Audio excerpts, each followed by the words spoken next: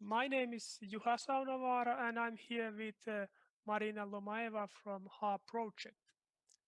It's my great pleasure to welcome you all to today's seminar, Japan-Russia Interregional Cooperation in the Arctic and North, Theory and Practice. This event is based on cooperation between Hokkaido University Arctic Research Center, the Human Resource Development Platform for Japan-Russia Economic Cooperation and Personal Exchange, also known as HARP, Arctic Challenge for Sustainability, ARCS-2 project, and the U-Arctic Thematic Network on the Arctic in Asia, Asia in the Arctic. And as the title describes, this seminar focuses on the interregional cooperation involving Japanese and Russian actors and pays special attention to the Arctic and Northern regions, including also the Russian Far East. Our aim is to discuss the possibilities and limitations different actors and forums involved in this interregional cooperation have. And in practice, I hope that we can touch upon the following kind of questions, like what can and should be done at the subnational level, and can top-down initiatives lead to a fruitful cooperation at the regional and local level, how national and regional actors can support local initiatives, and what kind of possibilities does the public-private partnership offer, and what can be achieved through multilateral cooperation, and what kind of role do bilateral ties play. Just an example. We have had some last-minute changes, but I'm really honored that we have managed to gather such a wonderful group of people together to discuss these issues today.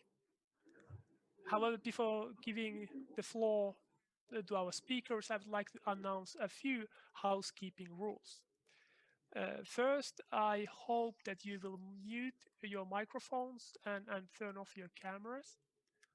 And second, we should have time for Q&A at the end of both sessions, so please feel free to share questions and comments to our speakers through the chat.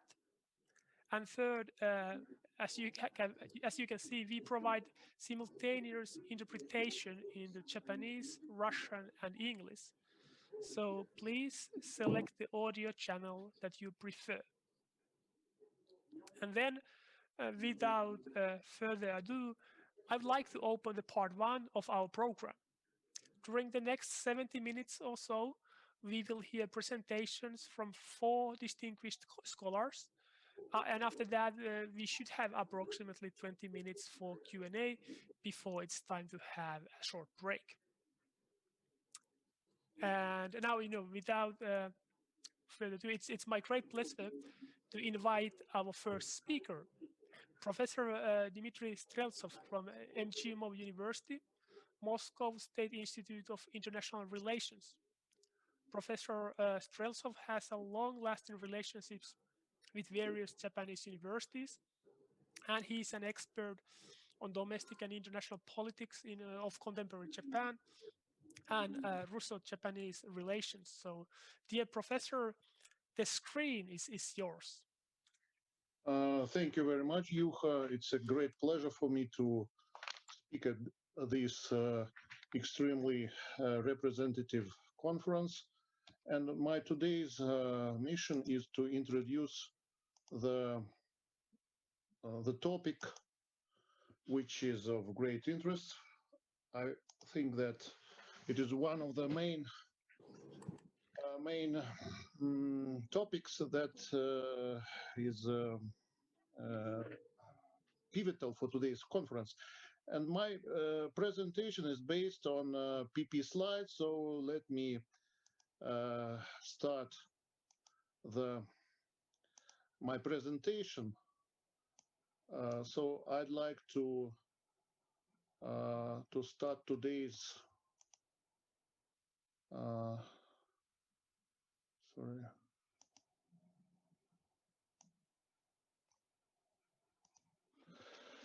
So the topic of my today's presentation is Russo-Japanese cooperation in the Arctic region.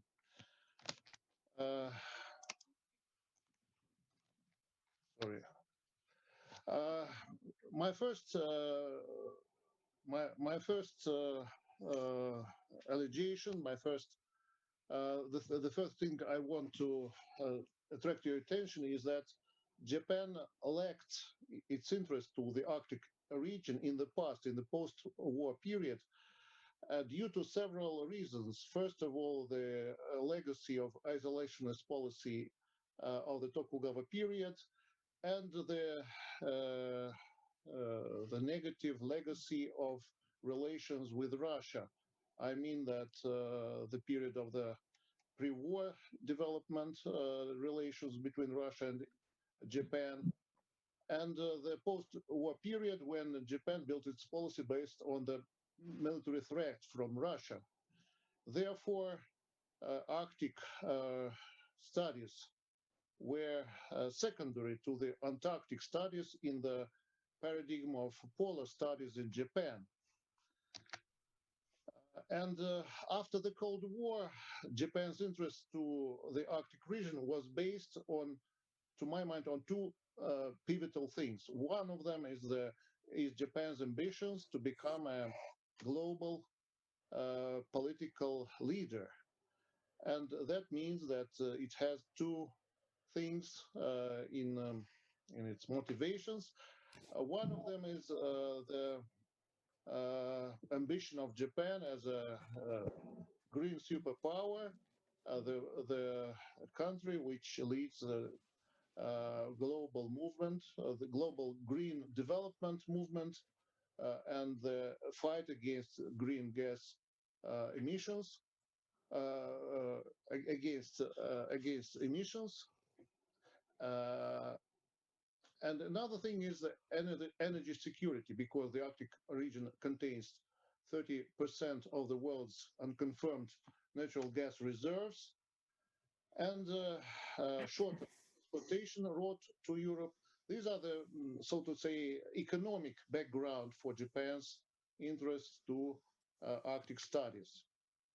I have already said that ecological security and Japan's ambition as a global power determines Japan's interest to the Arctic region, because Japan is the leader of the movement against global warming and the global leader of environmental studies. So if we give a detailed look at these, so to say, motivation items, I would say that first we could make a glance at the North Sea route, the new transportation route, and for Japan, this route promises great benefits because it's 40% shorter than the so-called South route via Suez Channel. And of course, when we see the map, it is quite evident. Another thing is that the Northern Sea route contributes to reducing greenhouse gas emissions, because navigation, for example, from the LNG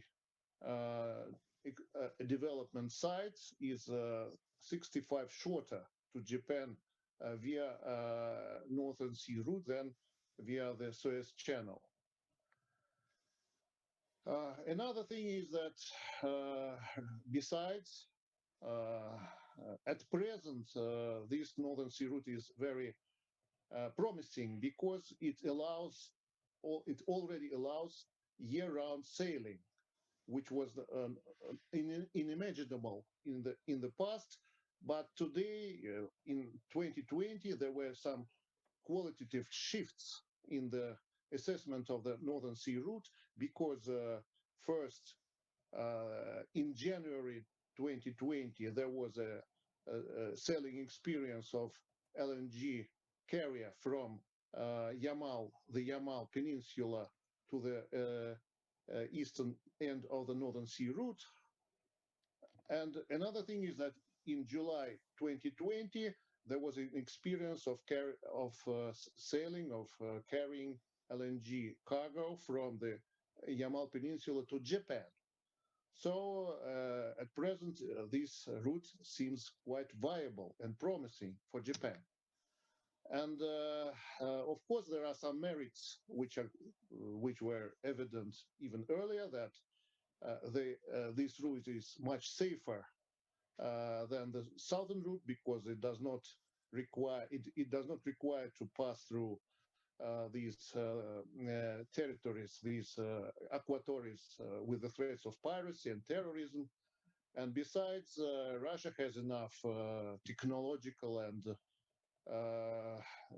financial potential to supply enough so to say, technological background for the exploitation of this route.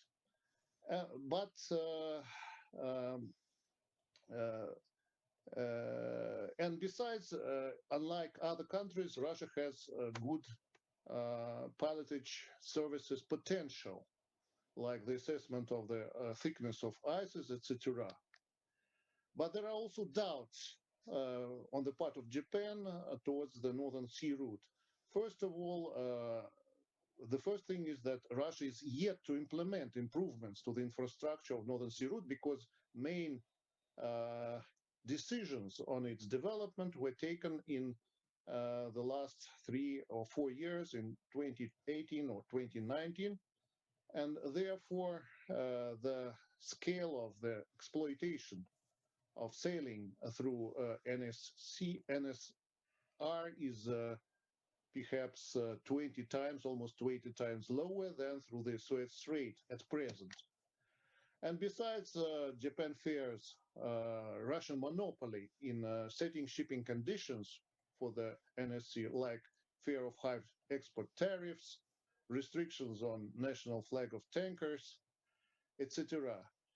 And also there are fears and there are limitations for the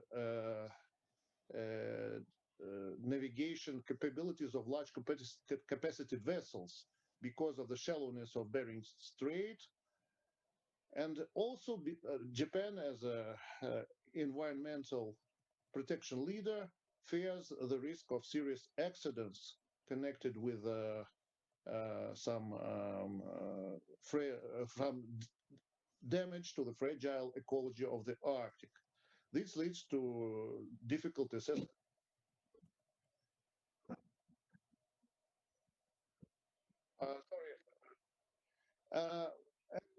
My second, so to say, item that I want to dwell attention is the energy security issue. Well, it is well known that the Yamal Peninsula has 20% of the world's gas reserves, and Russia is capable to produce about 140 million tons of LNG per annum on the Yamal Peninsula deposits, which is 1.5 more than the Qatar production. I would say that Japan's per annum import of LNG is about 77 million tons. So the capacity of Russia is twice than Japan's demand for LNG. And also, well, you can see from this table, from this graph, that Japan at present imports about 7% of LNG from Russia. And Russia is the fourth country after Australia, Malaysia, and Qatar. So the potential is of expanding this share is great. Well, I would say that Japan's involvement in the Arctic LNG projects is about 5 years, and an important thing that the Japan gas contribution company that supplies urban gas to the northern Kyushu region has already signed a memorandum with Novatek, which is the main agent for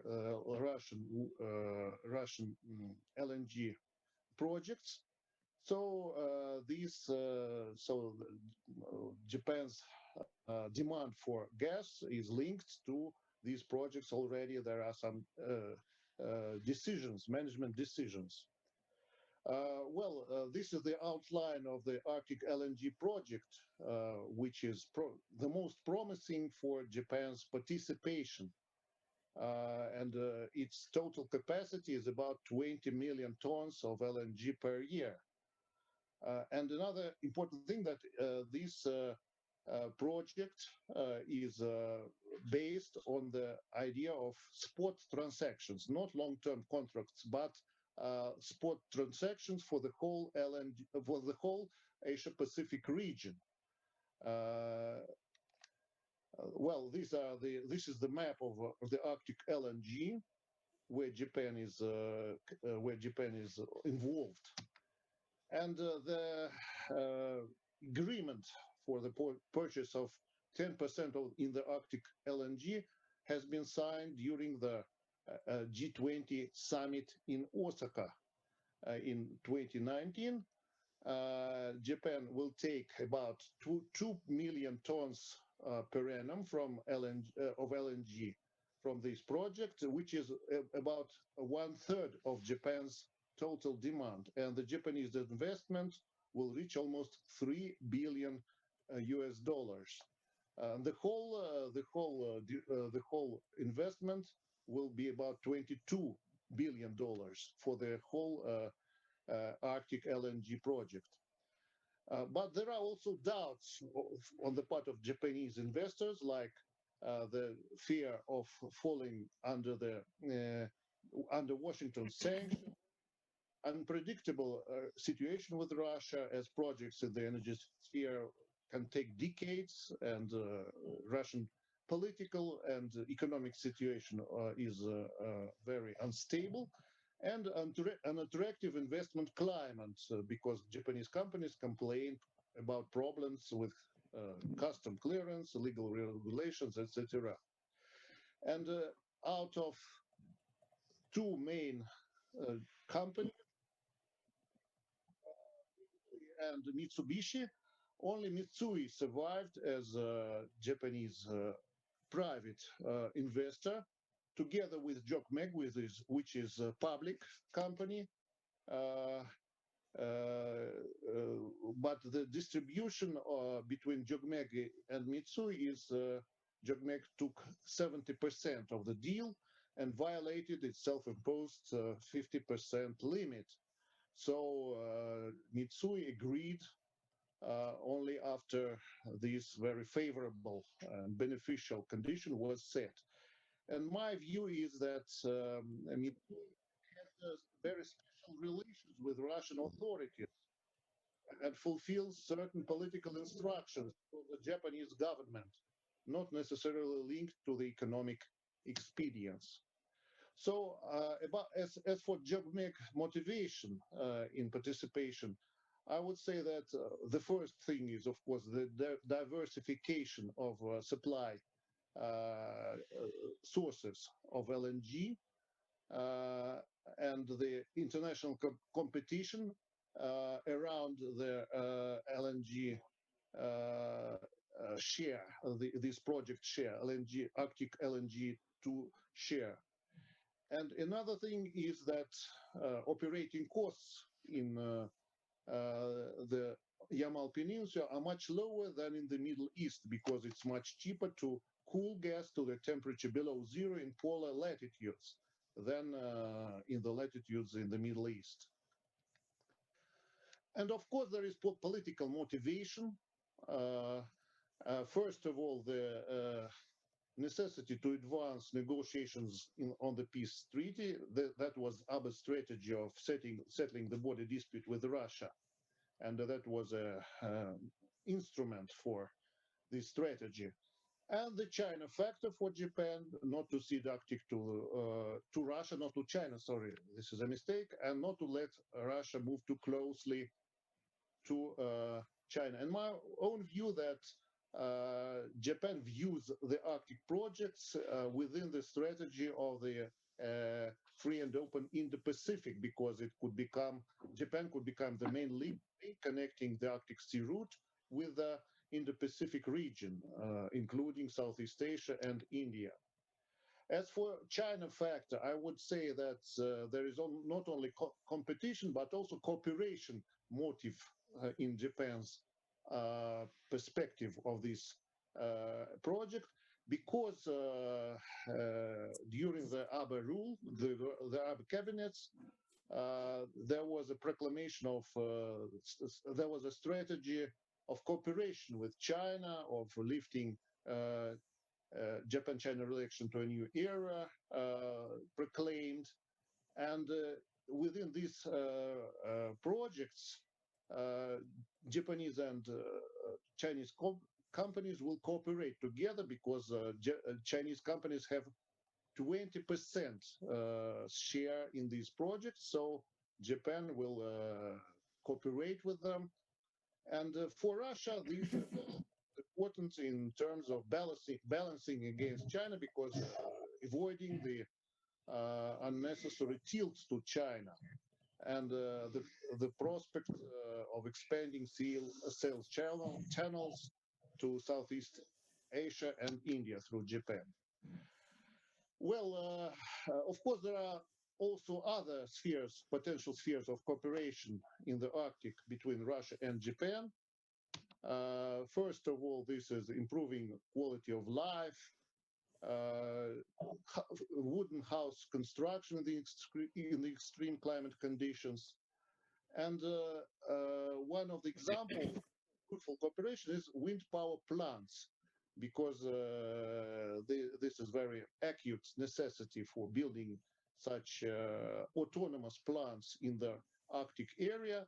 And there was an interesting example, a very fruitful example, when in 2020, with the participation of Japan's NEDO, there was a wind diesel power plant built in Yakutia, in Sakha, Yakutia, which has 12 gigawatts annual output and will ensure supply for 5,000 inhabitants of Tiksi village in Sakha, Yakutia.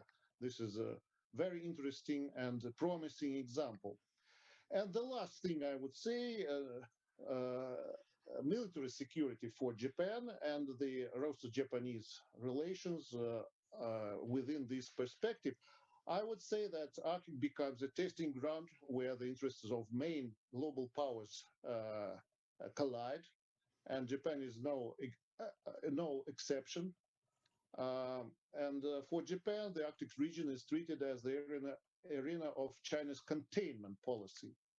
And I would attract your attention to the blog of Japan's member of parliament from the Liberal Democratic Party, Kobayashi Takayuki, who wrote very frankly that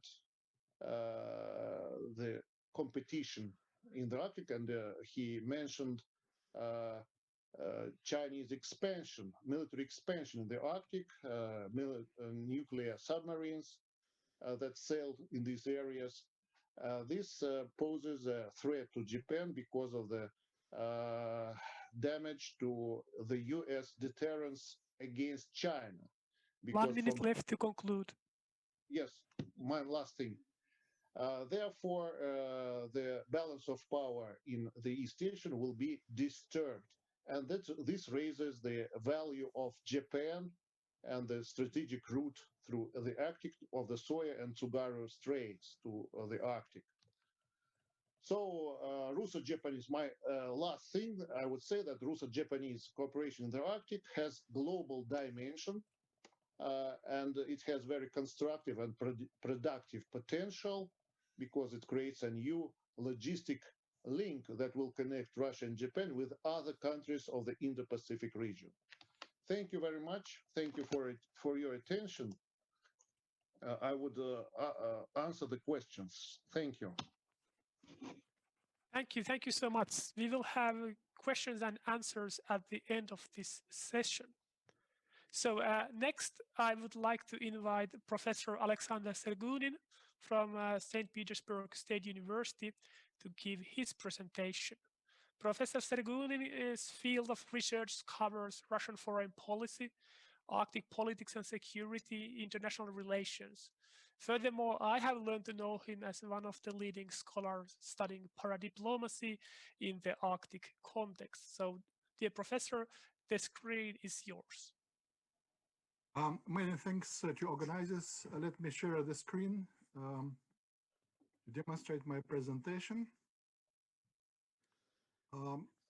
As you can see from the slide, the topic of my presentation is Japan-Russia interregional cooperation in the framework of the Northern Forum, past, present, and future.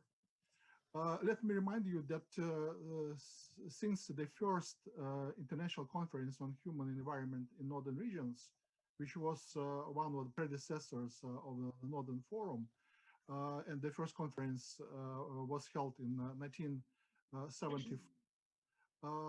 The Japanese region of Hokkaido played a special role, a significant role in the creation of the Northern Forum. Let me remind you that this conference was hosted by the Hokkaido governor, now here Duka Kinai, and participants at that time were mostly from the Western countries, North American and European. The Soviet regions could not present there for the obvious reasons, because in the Soviet times the direct links between regions, Russian regions or Soviet regions and foreign regions were not allowed. From the very beginning, the predecessor of Northern Forum, this International Conference on Human Environment in Northern Regions, chosen the focus environmental, climatic, economic and social issues. As you might know, the Constituent Assembly of the Northern Forum was held in 1991, and 13 representatives of northern regions from 8 countries were present. This time, not only Western regions were present at this conference, but also the Russian, or at that time is still a Soviet representative, Krashakov from Chukotka region, and again, Hokkaido was there. This Constituent Assembly adopted and signed the Charter of the Northern Forum, and since that, excuse me, the Northern Forum started to function. What kind of priorities for cooperation we can identify in the case of Northern Forum? First of all, environmental protection. This is the priority number 1. Then conservation of biodiversity and youth cooperation. So 3 major priorities were from the very beginning and to the present time. They serve as venues for cooperation between all members of the Northern Forum, but also and especially between the Japanese and Russian regions.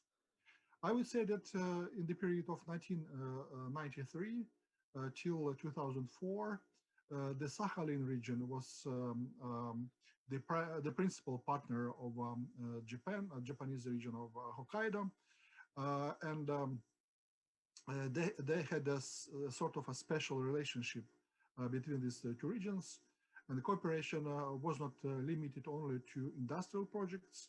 First of all, the construction of the Sakhalin LNG plants, but also in such areas as shipping, also cultural cooperation, facilitated visa regime for both regions, and numerous exchanges, people-to-people exchanges between these 2 regions. To promote the 3rd priority, youth cooperation, In 2001, the first Youth Eco Forum in Canada was held, and Japanese and Russian young people, they took an active part in both in the organization of this forum and also participated in the forum itself. And they kept a lot of cooperative links between young people from Japan and Russia, and some of them, they were developed to some interesting projects between them. As Professor Streltsov mentioned, one of the priorities for cooperation were projects in the field of energy, and especially energy savings and development of alternative sources of energy. And he also mentions as an example the cooperation between the Japanese governmental organization NEDO with the governor of Kamchatka, which was a quite new member to the Northern Forum, and Russian joint stock company of the energy system of the East. And they built a unique wind power complex in Ust-Kamchatsk on the Kamchatka Peninsula in Russia. It should be noted also that there is a regular conference, development of renewable energy in the Far East of Russia, which is sponsored by this Russian joint stock company of the energy system of the East. And the participants of this regular conference, they discuss things like regional cooperation on the development of renewable energy and alternative sources of energy between Russia and Japan, and especially between specific Russian Far Eastern regions and Hokkaido, but also some other Japanese regions were involved. There were ups and downs in the development of Northern Forum, and in the critical moment, even the founding fathers of the Northern Forum, such as Alaska or Lapland from Finland, and including also Hokkaido, they dropped out from the Northern Forum, and the renewal of Northern Forum or revival of Northern Forum has happened in 2013, when the permanent secretariat of Northern Forum was moved from Anchorage, Alaska, to the capital of Yakutia Sakha Republic, Yakutsk. Since that, the work of the Northern Forum took a different shape. Initially, it was very much a top-down initiative, and the national governments, they try to control and help this cooperation with the Northern Forum. But recently, I mean, since the Russian side took a lead in this forum, cooperation became more or less bottom-up, and Sakha Yakutia contributed a lot to that kind of cooperation. So in September 2016, the Yakutian president Yegor Borisov met the Hokkaido governor Harumi Takahashi, and they concluded agreements between the Yakutian government and the Hokkaido Corporation, plus the Russian company Almaz Bank, which is the financial organization, Hokkaido Bank Limited. And during this meeting, President Borisov called for Hokkaido to resume its Northern Forum membership.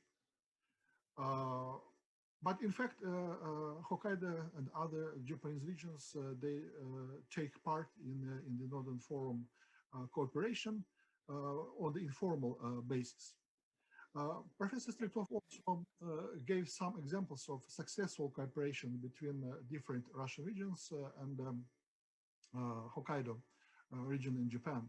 For example, in 2016, a greenhouse was built in Yakutsk, which functions on the all year round and provides Yakutsk and the surrounding provinces with the fresh vegetables. In 2017, the medical waste treatment plant in Yakutsk was built with the help of Hokkaido Bank Limited and some other Japanese assistance. One of the ongoing projects is Hanglas district construction of the greenhouse also is taking place in this quite remote Yakutian region. Let me mention also the significant contribution of the forum, which is called the Northern Sustainable Development Forum, which was held in September 2019 in Yakutsk, and a Japanese delegation, quite impressive delegation from University of Hokkaido, took part in the forum. So actually, the Japanese delegation even initiated a number of initiatives, including research projects and a lot of collaborative initiatives with the Russian universities. First of all, with the Northeastern University, Federal University, which is based in Yakutsk. As far as the future priorities for Russo-Japanese cooperation at the regional level, for example, Hokkaido Bank Limited identified the following promising areas for that kind of cooperation: agriculture, seafood processing, marine biotechnologies. Of course, that kind of cooperative initiative will take place with those Russian members of the Northern Forum, which have a proper climatic conditions. So that kind of cooperation, first of all, aimed at the Russian regions, or such regions as the Maritime and the Khabarovsk provinces and Kamchatka. The real northern Russian regions, and especially the Arctic regions, of course, they are not very favorable for that kind of projects because of the climatic, severe climatic conditions. One more priority for cooperation, which proved to be very successful and efficient, is the inter-university cooperation.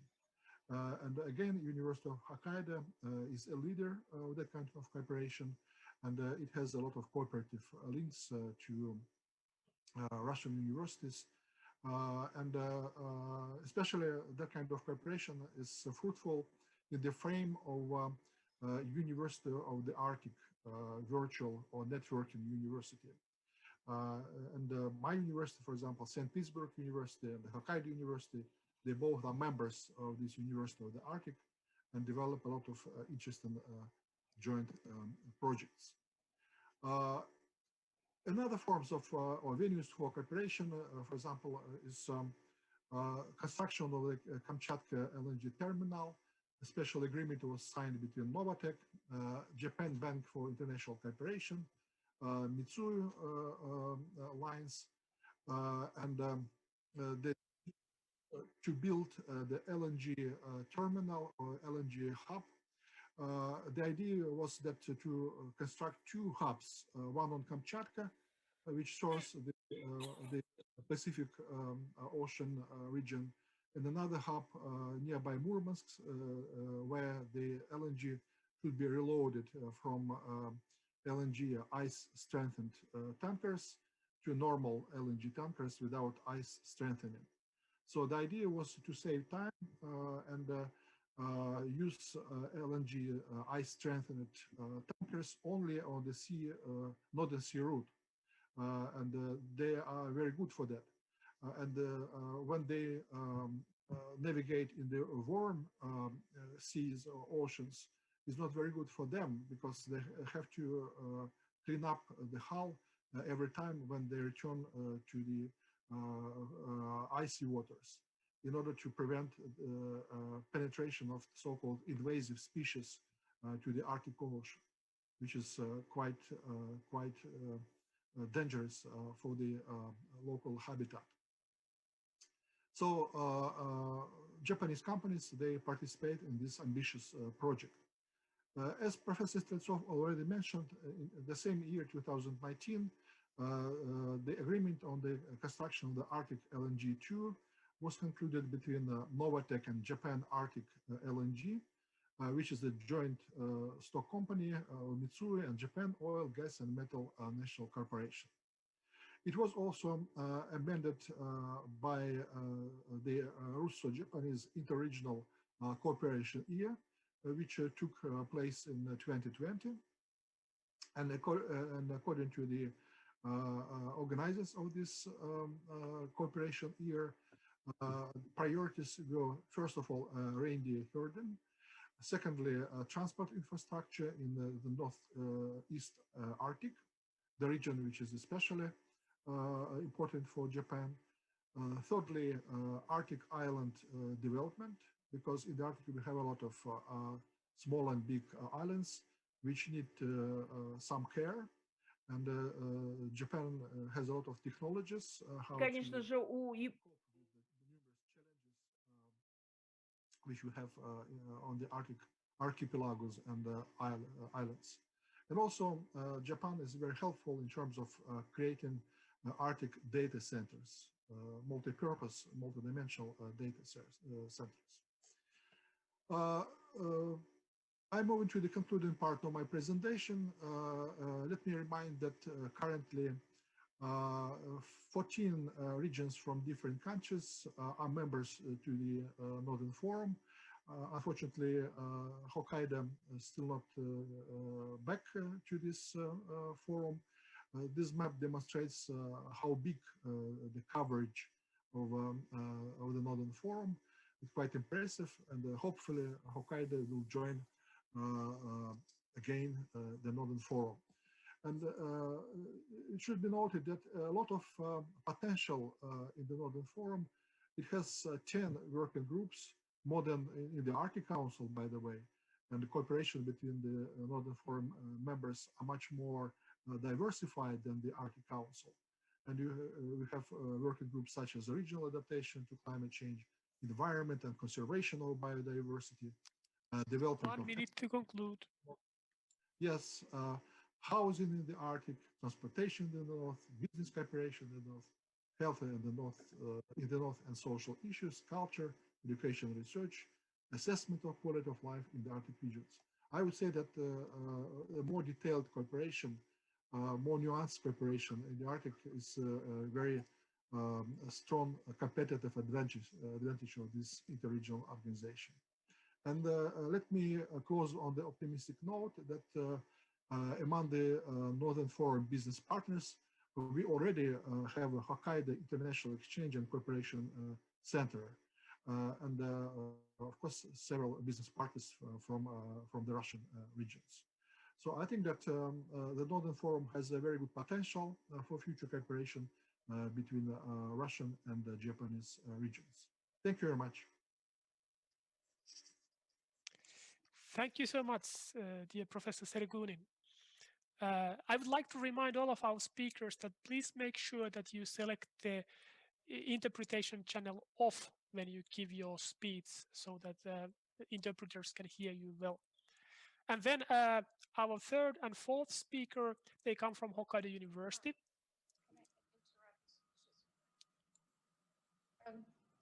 I'm sorry, can I say it in Russian once again? Уважаемые докладчики российские, dear пожалуйста. dear Russian reporters, speakers, dear speakers, could you please, when you speak, could you switch off the language channel? There is an option at the top. It looks like off. Otherwise, unfortunately, interpreters cannot hear you, and we have difficulties with interpretation. Okay, and then Хорошо. So I would like to invite Professor Akihiro Iwashita from the Slavic Eurasian Research Center to give his speech. And Professor Iwashita's expertise covers, among other things, border studies, Northeast Asian studies, political geography. So Professor Iwashita, please, the screen is yours. Hello.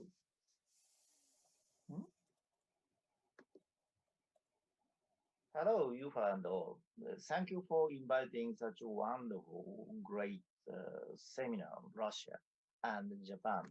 And also, I'm happy with Dmitry and Alexander, the old friend, I'm very excited here to join. But my research is not Arctic, and rather I'm not the Arctic guy. Then I pay much attention to the more northern cooperation between Japan and Russia. And my presentation is not so concrete details as Dmitry and Alexander did. Rather, my discussion is more ideal and blueprint stage. But I think that you enjoyed my presentation.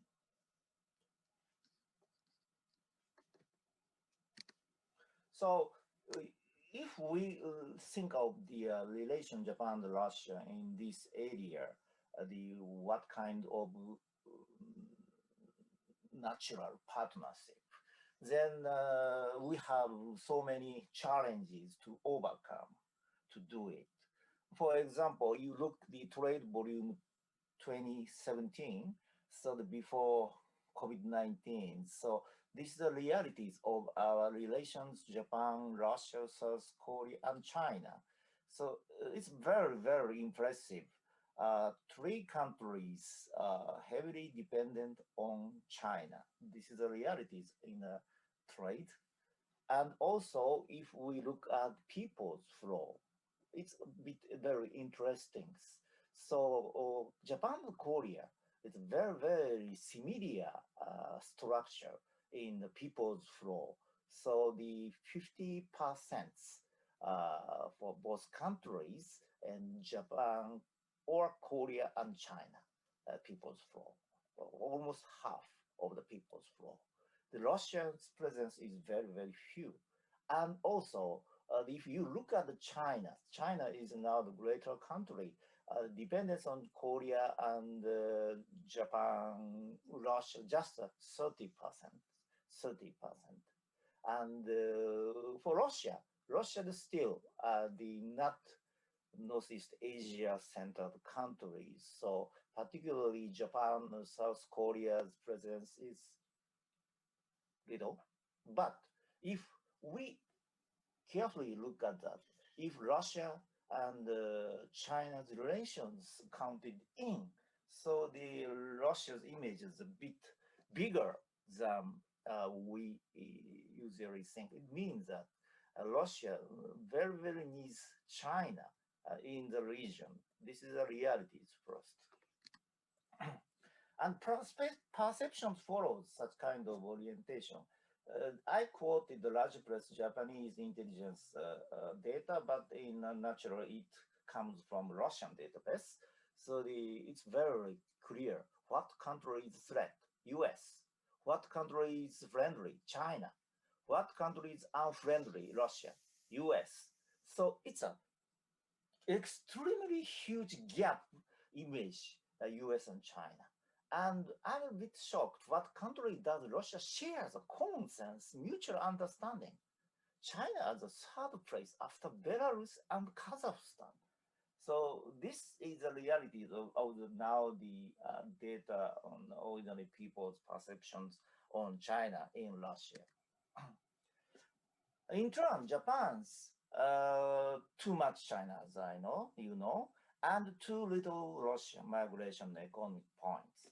And I do not tell the details, but maritime crisis for Japan now is very deep, particularly with the Senkaku issue with China. And also North Korea's nuclear weapons and missiles, Japan's is a very fundamental challenge for future.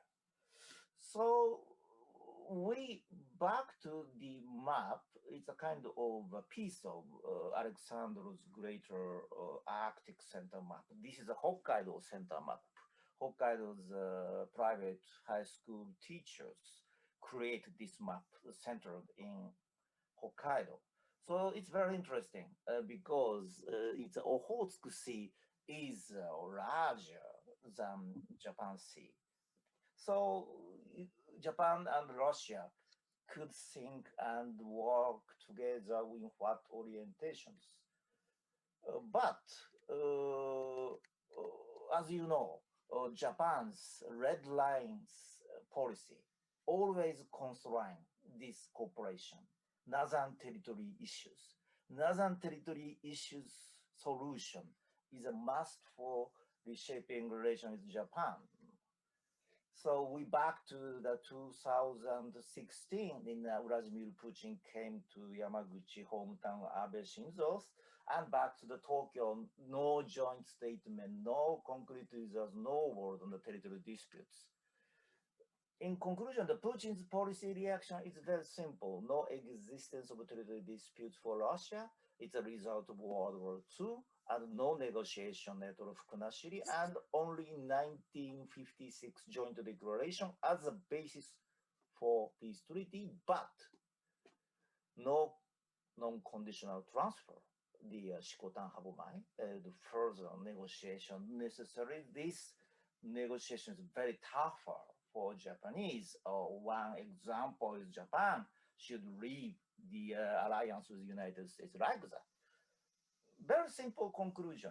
There no hope to resolve Northern territory issues in near future. And question and answers. Now, current Suga administration have a thoughtful approach toward Russia.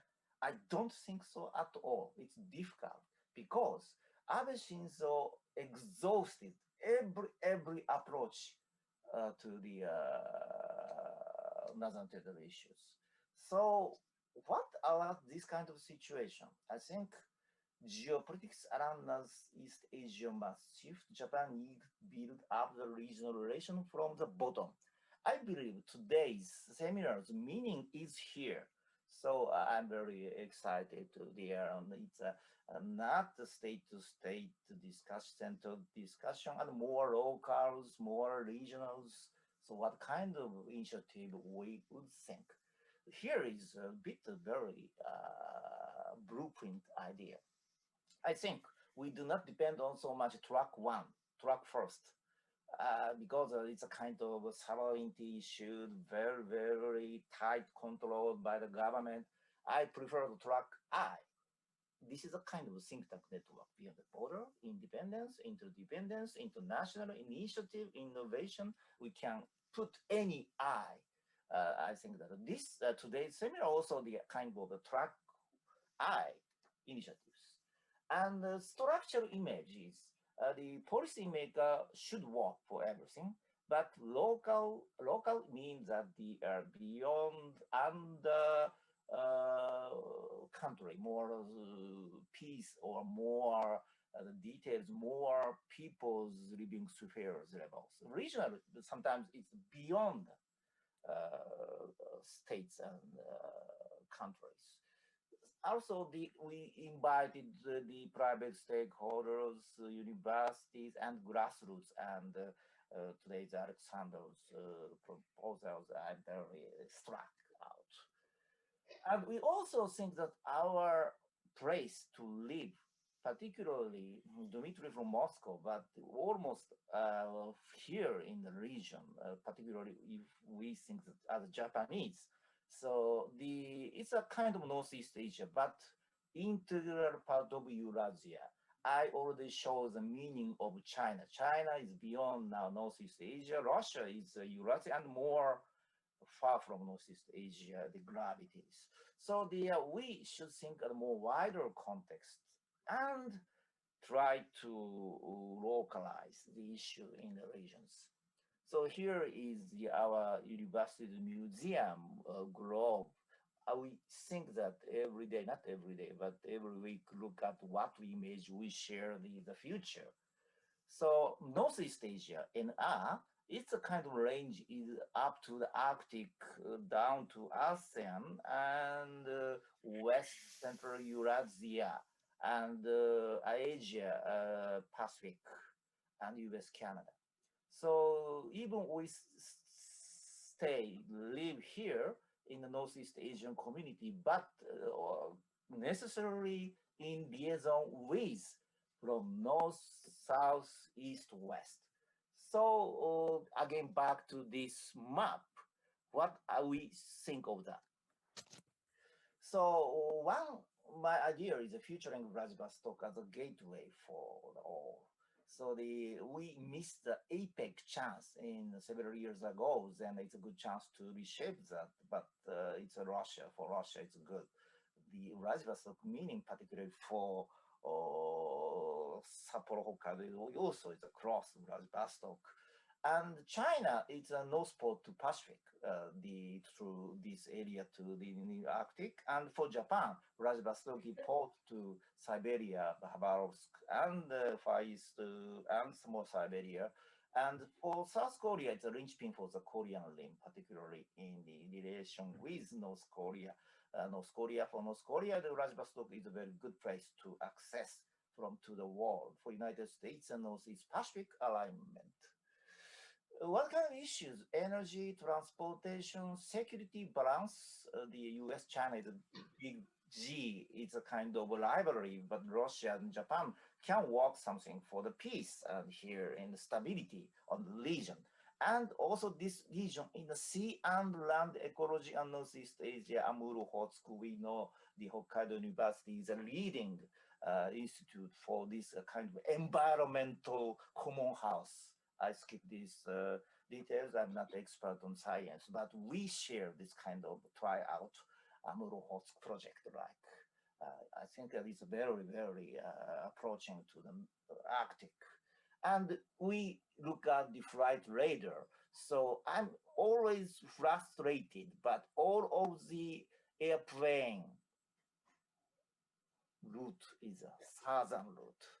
We have a big space for in Russia in the northern route. Northern route is very attractive because if we flew up to Tokyo, naturally through on the space of Sapporo, Hokkaido to US, Canada North, and also Moscow, Europe, even in Finland. You have the Finland, so Finnair is the closest place is, of course, Hokkaido. So we think that how we use this space on the Russia, Japan, and other spaces. And finally, 3 minutes. I switched my micro eyes on the borders. UFA interests me in the borderlands research borders. One good illustration is the China-Russian relations. These are huge critical borderlands. But now, of course, they share the challenges, trouble, but also they have a stability and a good relations. The symbol is the Haitians down in the Bolshevik near Khabarovsk. Khabarovsk people know better than me, but I organize a border trip, sightseeing from both sides, from Khabarovsk to the Bolshevik Russian parts, also from China to China's parts. So this is Kazakh Bichevo, of course, you know Khabarovsk people as well. It's look over the China's borders, but now it's Russia is very open. This Russian ladies guide, they were smiling with us on the border. It's amazing change of Russian psychology. Now it's a very open place for us. Even the third country guys. Next day we travel by ship on Amur. It's Russian tourists, Chinese tourists, and Japanese tourists together. The Amur River to reach Fuyuan in China's north, in Haitia's the Bolshevik China's part. This is a kind of Disneyland. Of course, here is a border. Do not cross the border, but we enjoy the borders. We enjoy the borders.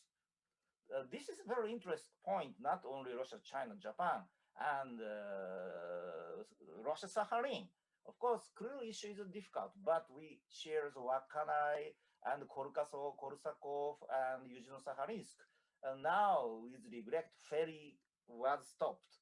But we had experience to go back forwards and by ship and enjoy the borders. We have a meeting, we have a dinner, and ordinary people enjoys the border trips.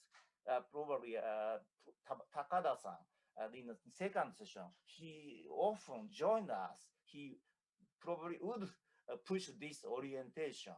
So, but we can change the perception to others by enjoying this kind of border wonderful trips. This is one of the local initiatives the introduce.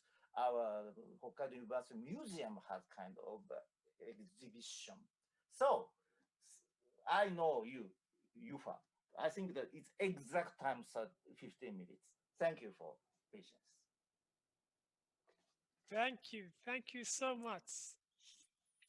And yes, our fourth speaker is Associate Professor Fujio Ohnishi from Hokkaido University Arctic Research Center.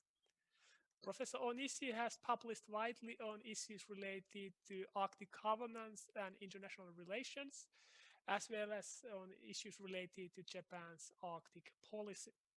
He's also playing an important role in the ARCS-2 project as the principal investigator of the group that is focusing on international relations. So Fujio, please, the screen is yours.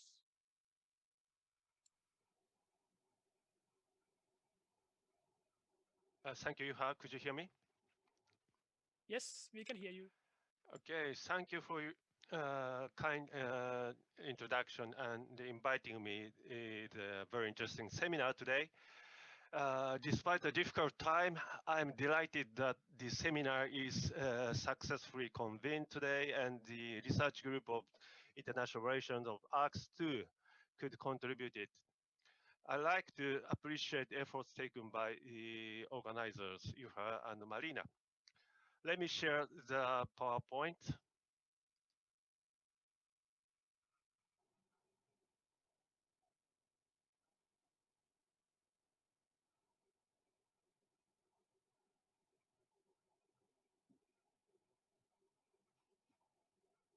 Okay.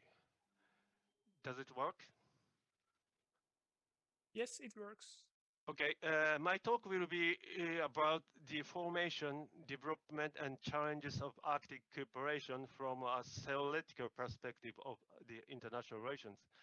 Here I refer the Arctic cooperation from as an international cooperation among the Arctic states. There are many theoretical perspectives providing explanation and understandings on international process and governance in the Arctic region. As you may well know, the Arctic is often depicted as a laboratory of the governance system in the new era. The research program of the International Relations of ARCS-2 is also to explore the multi-level governance situation in the contemporary Arctic. Although it is nothing exciting, my presentation focused on the states as the key player and their relations. It will be a rather traditional explanation, but I believe there will be still a lot of aspects to be examined. And I hope my presentation will contribute to enrich various understandings of Arctic cooperation and governance. Moreover, it is not necessarily put the focus on the Japanese side, Japanese and Russian relations, but I hope this presentation provides a background to the better understanding of the regional cooperation of the two countries. A little bit about a framework of my analysis. My analysis is based on the hypothesis that the Arctic cooperation is a product of circular process starting from first, changes in international circumstance, second, redefinition of national interests, third, negotiation to find common interests and shared values in the pursuit of realization of national interests efficiently, which often utilize diplomacy, international laws, termed here as primary institutions. Fourth, the agreements on what common interests and the shared values are. And fifth, there's also a process of establishing international arrangements for stabilization of common interests and the shared values. According to this framework, we can observe the two circulation of the process until now. The first process started before and after the end of Cold War. The certain countries redefined the national interest in the Arctic context and the initiated international negotiations utilizing a method of diplomacy and they came to an international agreement in the science, environment, and sustainable development.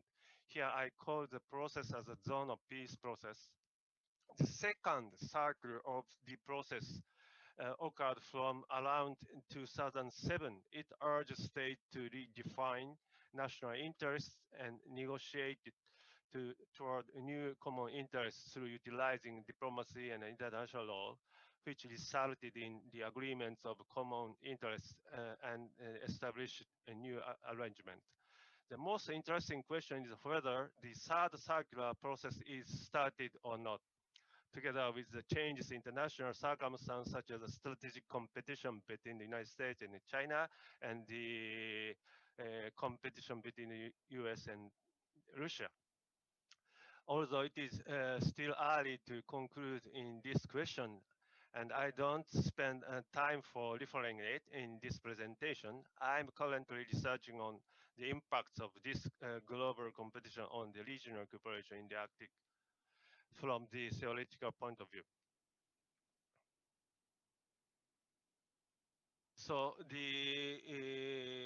let me begin with the first circular process. One of the most important and probably the largest event in the history of international relations in the after Second World War was the Cold War and its end.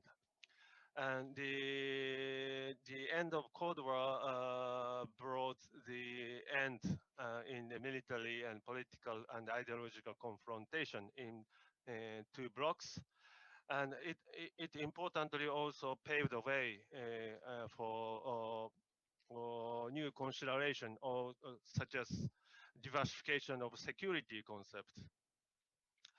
And it also paved the way to think about the environment and also think new thought about the relationship between the environment and development, which resulted in the new concepts, new norms on the sustainable development. Under this circumstance, talk about the national interest. Under this circumstance, the certain Arctic countries started to redefine the national interest in the Arctic context. So this slide shows how the United States have defined the Arctic interest in the Cold War period and after it. So in the 80s, Reagan administration defined security and economy and science and diplomacy as the national interest in the Arctic context. And after the Cold War, the Clinton administration defined security, environment protection and conservation and sustainable development and diplomacy and indigenous issues and science. So environment protection and conservation and indigenous issue are brought newly after the end of Cold War. So as to the Soviets, slightly before the end of Cold War, as you know, the very famous speech on zone of peace made by the Gorbachev at the Murmansk in 1987. He proposed the cooperation on the pan-Arctic wide, and he also brought a concrete proposal for cooperation, like nuclear-free zone and naval reduction in naval activity, and also cooperation on resources and scientific research, and the cooperation for protecting natural environment, and also opening and utilization of Northern Sea Route.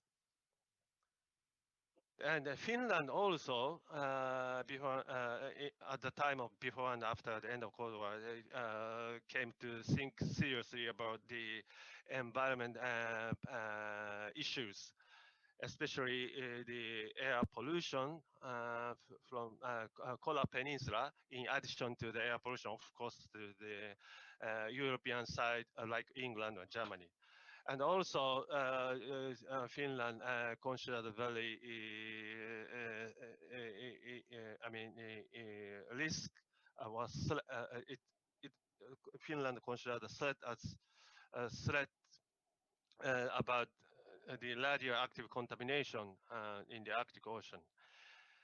And the Canada also brought several proposals for cooperation in the late 80s, and like establishment of international organizational body in the Arctic, and also interaction among the resident and environment protection and reduction of armed force and economic and political social rights of indigenous peoples issues. So they, based on this redefinition of national interest, they started to negotiate to set a new common interest. So first achievement was based on the U.S. Proposal. So International Arctic Science Committee was established in 1990. And 1 year later, based on the Finnish initiative, the Arctic Environment Protection Strategy was established. This is aimed for combating pollution. And also the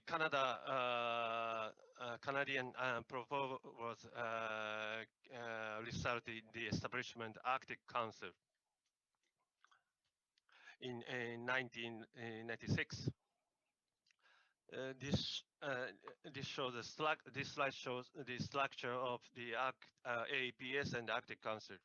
So APS had the 4 working groups related to environment protection, and APS also established the sustainable development as a task force.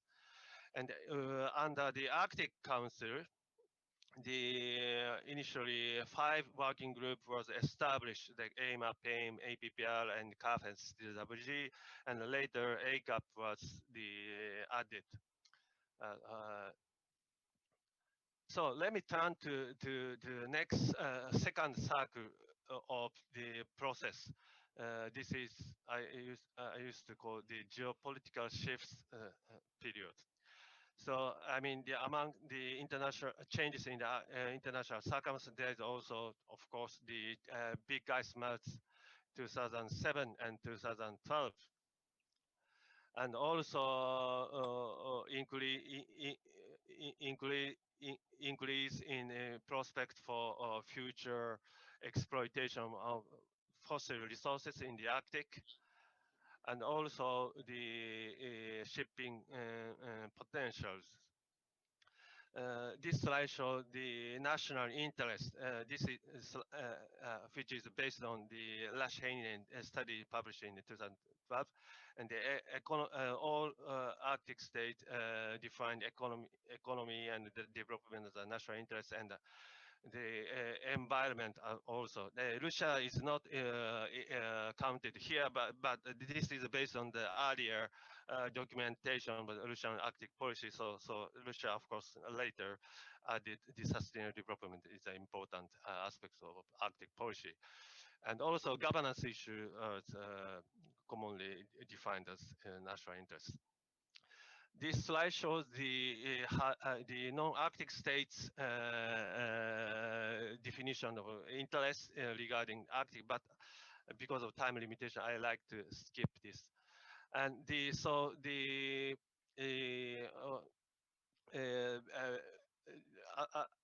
after the Russian planting of the national flag in 2007, the maritime border delimitation became the important topics. And in 2008, the Arctic coastal states came to agreement on in which no Arctic treaty needed, and also the this Ilulissat gathering confirmed the commitment to UNCLOS and acknowledgement to the importance of Arctic Council. And there's another issue that emerged was the marine safety, including search and rescue and possible oil spill. So after negotiation within the Arctic Council, the Arctic 8 countries came to reach the agreement, the cooperation on search and rescue and prevention of oil spill. And also they came successfully, they came to establish Arctic Coast Guard Forum. And another, third issue is the business. Also, this issue negotiated within the framework of the Arctic Council. The Arctic Economic Council was launched in 2014. And along with it, the bilateral relationship developed, especially between the non-Arctic and Arctic states in the sphere of business as well. And the science became also the issue, especially mainly based on the legacy of the IPY, and the negotiation continued under the Arctic Council, and they finally reached an agreement on enhancing international Arctic science cooperation in 2017. And also the Obama administration at the time launched the Arctic Science Ministerium, which continued until now. This slide shows the bilateral cooperation in the science focused on the China and the Arctic countries, but let me skip because of time.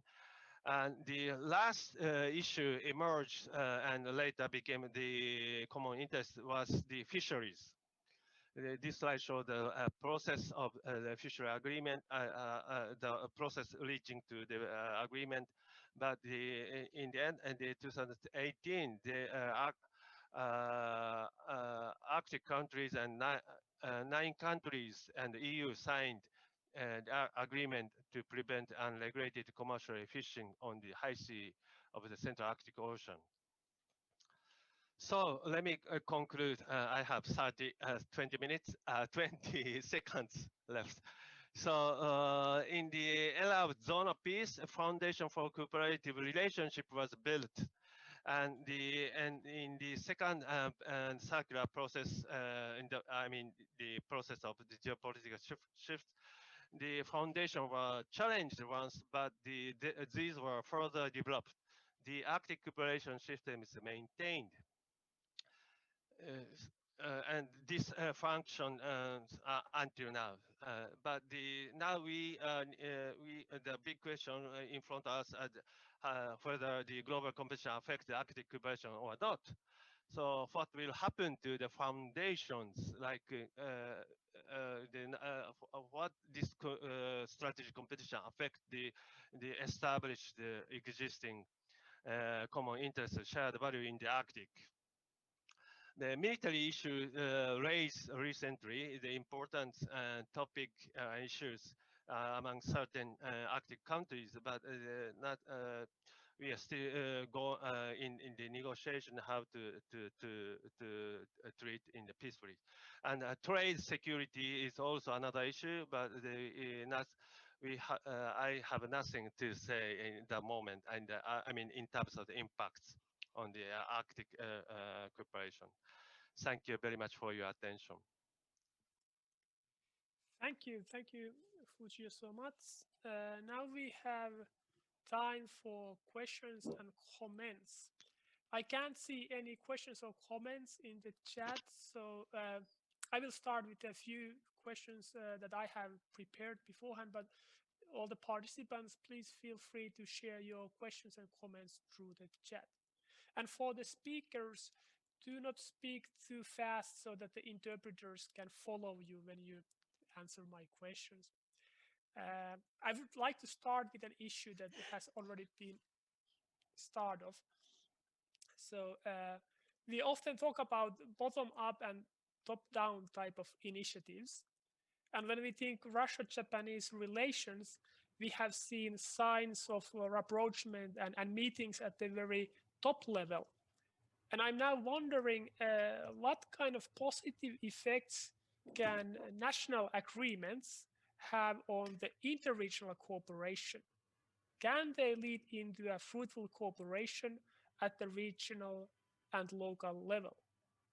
And to take another type of approach, I would like to ask about the limitations of top-down approaches. If there is a push from the top that forces or at least motivates the regional and local actors to initiate new cooperation, can these new initiatives be successful? So who would like to start? It was a long question, but if anybody would like to comment on these limitations and possibilities of top-down kind of approach and initiatives. May I? Yes, please. The Russian-Japan issue. はい、ロシア、日本関係というのは平和条約がないということで限定をされています。ロシア側はさほど気にしていないようですけれども、日本側は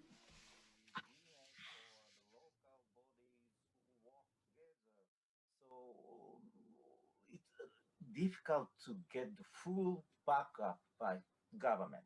So when you look at the Abe Shinzo's policy, that he has so many initiatives to work together with Russia. Some parts it worked, but factually not so easy to get fruitful results, because even the big business come, so the Japanese government very hesitate to support fully that. Of course, the thinking of the United States pressure, particularly after the Ukrainian incidents. But anyway, without peace treaty regime, so I think that I'm a bit very pessimistic on that point. Probably Dmitry has a different idea. I want to hear his idea because he knows much about the policymakers of Russia. But another thing that, nevertheless, we had good examples to build up from the bottom. It is a border cooperation, neighbor-to-neighbor relations, particularly Sakhalin and Wakkanai, northern Hokkaido. We share experience in the past. Even in the Cold War period, 1983, the Sakhalin has the tragedy of the car, the shooting by the Soviet aircraft. Then the Wakkanai, the mayor, had a strong initiative to save peoples and seek the people's remains on the sea areas in the Soya Straits. So of course, our foreign ministry didn't like that, but local initiatives, they try to debunk kind of the harder relations. Of course, if we look at the Nemuro initiatives, so then the frozen relations in official levels, but so they had shared some joint use of maritime zone, including fishery and so-called without visa passport mutual people's back and forth on other territories. So then it's a local ideas, local initiatives, very key under the current Japan-Russian situation. This is my point of view. Thank you. Anybody else who wants to add, or should we go to the next question? Yes, let me say a few words in connection with Akihiro's mentioning Akihiro's comments. First, I would like to say that at present, when we say about top-down approach, there is a stalemate in Russo-Japanese relations, and everybody admits it, that for a certain period of time, the bilateral level, the political level of relations will not be the locomotive for the Arctic cooperation. I think that two things are worth mentioning. First, the level of governments, local governments. I want to recall that in the period of Cold War and after the Cold War period immediately, when there were political frictions on the interstate level, that was the interregional cooperation that substituted for the lack of progress in bilateral relations, because these interregional projects, for example, between Hokkaido and Sakhalin, they could, so to say, introduce a positive atmosphere, a positive note in bilateral relations. And it was very productive to some extent, because it demonstrated that even against the background of the stalemate on the political level, there could be very successful stories, some fruitful results of bilateral cooperation. My second point is that, of course, it's the responsibility of politicians to position the partner country. For Russia, it would be Japan. For Japan, it would be Russia, in the foreign policy priorities, in the foreign policy programs and strategies. And I think if we say about the Arctic region, for example, Japan has the vision of free and open Indo-Pacific. In Russia, there is a discussion, and some people think that Indo-Pacific is counterproductive for Russia, and that its main aim, main objective is the containment of China, etc. But my view is that Russia should also see the positive, the productive aspects of this Japanese vision. And if we incorporate our projects in the Arctic region in this concept, and if Russia changes its attitude and also announces it on the political level, there could be additional space for lower level for cooperation between regions and between other actors. And my last point is that I think it is the responsibility of think tanks, of our academic community, to put forward initiatives in this direction. And we could, so to say, motivate or push politicians in this direction, in these positive directions. That is one of the objectives of this conference, or maybe other forms of cooperations between academicians of both countries. Thank you.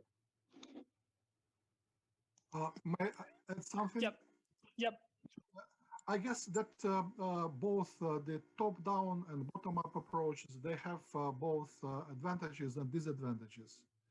For example, the Northern Forum can serve as an example or demonstration of that kind of two tendencies or two trends. The Northern Forum from the Soviet-Russian side started as to a large extent as the top-down project. But with time, in the 2000s, it evolved to the bottom-up project approach, because Russian regions, especially Yakutia, Sakha, took a lead in the revival of the Northern Forum. And as Dmitry mentioned, for a certain period of time, there was a interregional cooperation rather than cooperation between on the national level. But on the other hand, when Abe took these 8 points for economic cooperation with Russia in 2016, that was a very good stimuli for the cooperation also within the Northern Forum or interregional level. So I guess when there is a synergy between these two approaches, when they try to reinforce each other rather than to oppose or contradict each other, that would be the ideal solution or ideal option for them. Thank you so much. I think I would now like to go to the next question. We have a question from the audience. from Finland. I wonder how the speakers think about the influence of China, more specifically China's Polar Silk Road on Japan-Russian interregional cooperation in the Arctic and on the international cooperation in the Arctic in general. So I was wondering whether Fujio or somebody else would like to comment on this. China's Polar Silk Road and Japan-Russia cooperation. May I? Yes. Thank you for question, and I have nothing clear answer on that. But because the Chinese, I mean, involvement in the Arctic has been already more than 10 decades, and the influence expanded. And the recently, the I mean, the relationship between the China and the Europe, EU, and the China and the Russia and the China and the United States came to affect the Arctic cooperation. So I mean, the important issue area is trade and the transparency of trade. So and also the infrastructure cooperation. So I mean, if they, I mean, China and the I mean, in the Arctic countries may need to think about what kind of investment they want to have in the Arctic more seriously in the coming years. So and then which I mean in this this way, the China will influence the activities of the Arctic countries. May I add one thing? Yes, please. Yes, I'm not the Arctic expert, but I think that the China issues for Japan has dual meanings. So in the Indo-Pacific arena and the Northeast Asia, China and Japan are very, very rivalry and competitive relations currently. But if you look at the Arctic, Japan is outsider. China is outsider. Northeast Asian countries not real direct stakeholder for Arctic. In this sense, Korea and Japan China not so good relation now, but if we shares outside partnership from bit far from Arctics, we share the interest to transportation, we share the interest to use the Arctic from not near abroad, not far abroad countries. I think, therefore, the China issue is not so simple for Japan and Korea's in context of the Arctic, I think. Thank you. Okay, Dmitry, yes. Sorry, I want to say two things. First, I have already mentioned that this is the economic sphere which consolidates both China and Japan in terms of the Arctic projects. And in the Arctic LNG, there is the substantial share of both countries. And I know that, for example, as for transportation companies, the Japanese Mitsui MOL company cooperates with Chinese company and they transport gas together within one so to say company. This is one thing, and I think this cooperation, fruitful cooperation, will last, and that is one of the forms of China-Japan mutual collaboration, the Arctic, which is also beneficial, of course, for Russia, because for Russia it gives additional leverage and additional balancing instrument in its Asian policy, because these policies should be more balanced. And another thing is that I would say that Arctic projects, if we say about economic projects, they are not specifically oriented on Asian countries, but they are global projects. they are directed at global markets. And it is not accidental that the future of Arctic projects is spot transactions. So anybody can buy this LNG because we cannot price for gas, for oil resources for a long-term perspective. Therefore, there are also risks, and it is important that risks, the burden of such risks, should be shared by not by only Russia, not by only Japan, but by many countries. And therefore, risk sharing is also an important aspect of bilateral, so to say, cooperation with Japan, with Russia, with China and Japan-China cooperation, the understanding of mutual responsibilities and risks. Thank you. Thank you. We have maybe 4 minutes left, and I would still like to make one more question. So really short answers. So I'm sure that many things can happen in cooperation between Japan and Russian non-state actors. However, there are also multi-level forums or multilateral forums that facilitate interregional cooperation. The Northern Forum has already been mentioned. Then we have the World Winter Cities Association for mayors. That comes easily to my mind because I'm from Sapporo. So just to mention a few examples. So what do you think, what can be achieved through multilateral cooperation involving Russian and Japanese non-state actors? And what kind of role does the bilateral relations and ties play here? So if somebody can give a really short answer or a comment.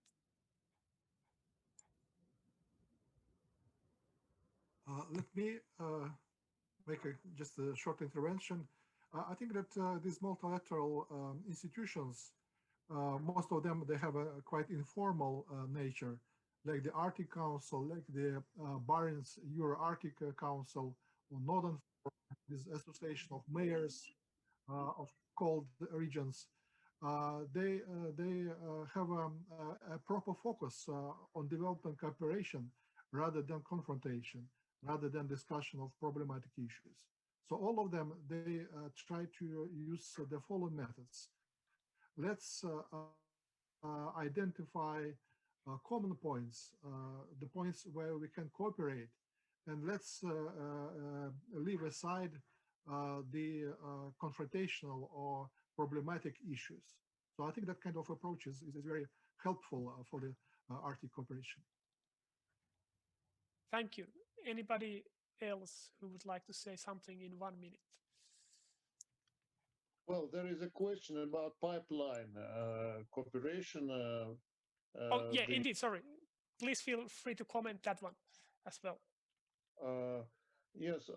Well, my personal view is that the pipeline between Russia and Japan, of course, is very beneficial. That it could, so to say, supply Japan with cheap gas, and it has a very good perspective. But the problem is the political climate in Japan towards Russia, and of course, although there are some influential politicians in Russia which advocate this project, I think that generally speaking, Japan is not ready for so to say connecting with Russia, connecting gas pipeline with Russia, because it would require enormous investment, and in the long-term future, and under the uncertainty of so to say energy demand in Russia, in Japan, such pipeline looks rather risky business. Therefore, I think that maybe North Sea route, which is based on another quite different approach, is more viable than pipeline. Thank you. Thank you so much. Thank you for noticing that I almost missed that question. But now we are running out of time. So once again, I would like to thank all the speakers of our part 1 once more and announce that now we will have a well-deserved but a really short break. So it's a good time to do some stretching, maybe have a cup of coffee or tea, but please be back in 10 minutes. Our program will continue on 4:50 in Japanese time. So we will continue in 10 minutes. Please be back. Welcome back. It's time to start our part 2 of our today's seminar. The format of this part 2 will slightly differ from the format that we had in part 1. We will first hear 4 speeches, approximately 10 minutes each, followed by a commentary speech. And after the commentary speech, our speakers have a possibility to react to the comments and questions made by the commentator. And finally, if we still have time, we may be able to take a few questions from the audience. But yeah, without further ado, I would like to start part 2 and invite Irina Valerievna Zikunova, Chairman of the Regional Legislative Assembly, Khabarovsk Krai, to give her speech. So please, the screen is yours.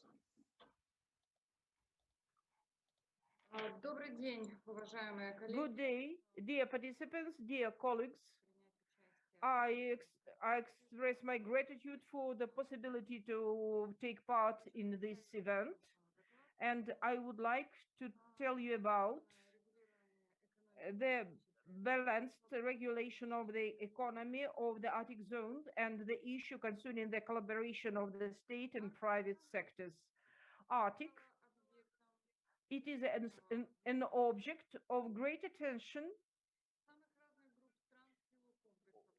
of various countries and because of several factors, and undoubtedly among these factors, so these are strategic long-term economic benefits because they're based by the resource and shipping potential in the Arctic zone. And the meaning of these factors has changed within the last 2 decades, and the economic benefits these are the territories of the United States, Denmark, Russia, and other countries, and also the Eastern countries, because they are just interested in getting the benefit from such kind of partnership and getting bigger their markets. From the point of the mechanism of regulation, so this is different cooperation of just state regulation, and we have got the experience of in the Arctic zone regulation. And so the main interests of Russian state policy for the development of the Arctic zones, and they were documents which were declared in year 2008, and they covered the period up to the year 2020. So it is the use of utilization of the resource bases, the preservation of the Arctic as the zone of peace and cooperation, the environmental conservation of active ecosystem, utilization of the North Sea route as the universal Russian transport. So it was the policy and strategy of the long-term sustainable cooperation and the provision of peace for this territory. And so it was done mostly from the microeconomic scale, and also so we provided the national security in this zone as well. The important role, it was the state progress, social economic development of the Arctic zone of Russian Federation. It is the program from the year 2014. And so, and there were 3 main some programs which built the fundament. So there was the realization of sub-programs. The first one was oriented to the formation of base development zones, and the second one for the development of North Sea route. and the arrangement of navigation in the Arctic. And the third one, the development of oil, gas, and industrial machinery, technologies, and equipment needed for the exploitation of the Arctic resource. And so this program, and especially the third stage, it would be fulfilled in the nearest future. I would like to remark, so that despite that the economic is the first goal is to make the quality of life higher, and in the Arctic zones of Russian Federation, and thanks to the research in the economic resources and so some goals have transformed. First, we have just realized the Russian national interests, and now we are approaches a new stage of the national policy, and in this period from 2008 2020 there were quite a lot of events. They prevented the making the basis. So we have studied the shelf zones, then scientific polygons, the policy of the sustainable development of the small numbered indigenous people, and all this was reflected in the project. In year 2020, according to the order of the President of the Russian Federation, the Russian national interests were declared. It is the provision of sovereignty and territorial integrity of Russian Federation. So it is the turning Arctic into the territory of peace, stability, and beneficial cooperation. Also provision of high living quality and prosperity for the population of the Russian Arctic zone. Then strategic resource base for the economic growth of Russia. Then the development of Northern Sea route, which could be compatible. Then protection of the environment, and then protection of the indigenous environment as well, of the small numbered peoples living on these territories. So the fulfillment of these goals and for the development of the Arctic zone of Arctic territory, and also we are supposed to pay particularly great attention to it is the new from the qualitative point of view. So the priority of social strategic goals in the development of the region, it is the provision of the professional medical health care, development of the professional education, and the solving different issues in ecology, environmental management, protection of indigenous heritage, and also transport accessibility. And if you compare the Russian interests, in the different generations of the state documents, so in this case they were formed on the basis of long-term development, and it is the beginning of the sustainable development and the harmonic combination of ecologically responsible management, and the regional peculiarity is taken into consideration as well. And now Arctic is turning into the region of long-term global issues, such as in different industrial projects, ecological responsible resources. And so that's why now we are trying to solve it. So the connection is good. And so the economic model of Arctic management is already formulated, and we have got special industrial network, power network, and as the dispersed population and the remote territories, they give possibility to create the special arterial transport infrastructure, and also and also we have got Northern Sea route, which just provides great possibilities. So all the mentioned above specifics, they are dealing with the economic model, and the realization of this economic model is under the consideration.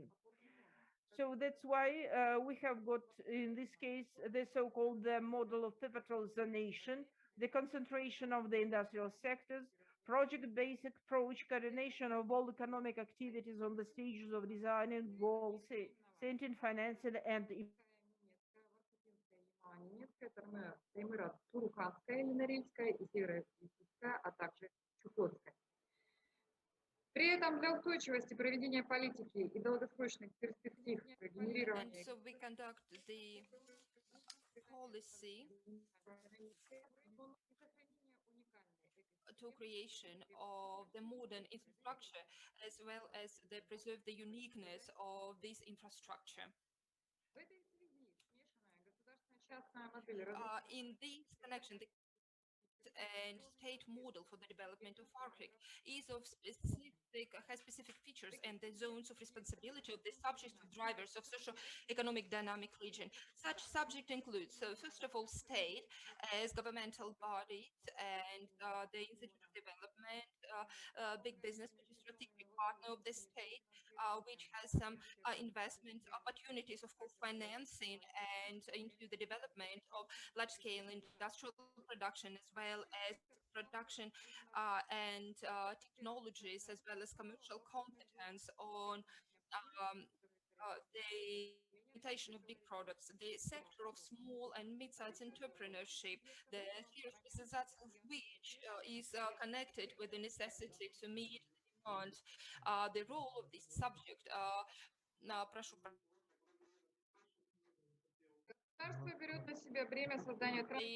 state is also responsible for undertaking transportation and energetic infrastructure, the infrastructure of healthcare, as well as education, culture, science, and sport, as well as can be used as positive shocks for economic development. The difficulty of implementation of the state project is connected with Ирина the Валерьевна, 1 minute influence осталась. of these zones. Large-scale business with the competencies on production and technological order actually comes into the Arctic region with commercial aim. 1 minute, please, with the private capital as well as with the corporate social responsibility. At the same time, the high level of implementation of these documents, and the last thing is the market interest of a small business, which actually is limited by 2 spheres, is the one of the sphere of activity, and which is connected with the Arctic region, and we will also need some time and attractive conditions to create attraction points, and some period of time according to the experience.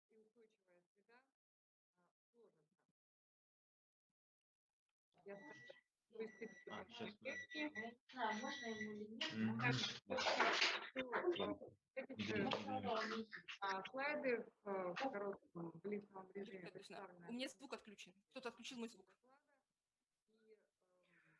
And so this is the end of my report, and also in conclusion, I would like to say that there are the first rules of the development of the Russian Arctic, and also this is high and specific consumption interest and the attraction of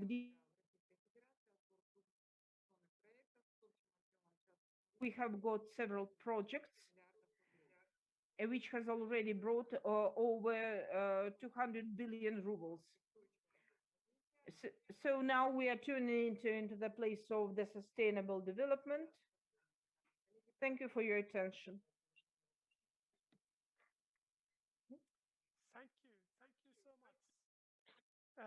Next, it is my great pleasure to invite Diana Stepanova, Deputy Minister of External Relations and Ethnic Affairs of the Sakha Republic. So please, the screen is yours.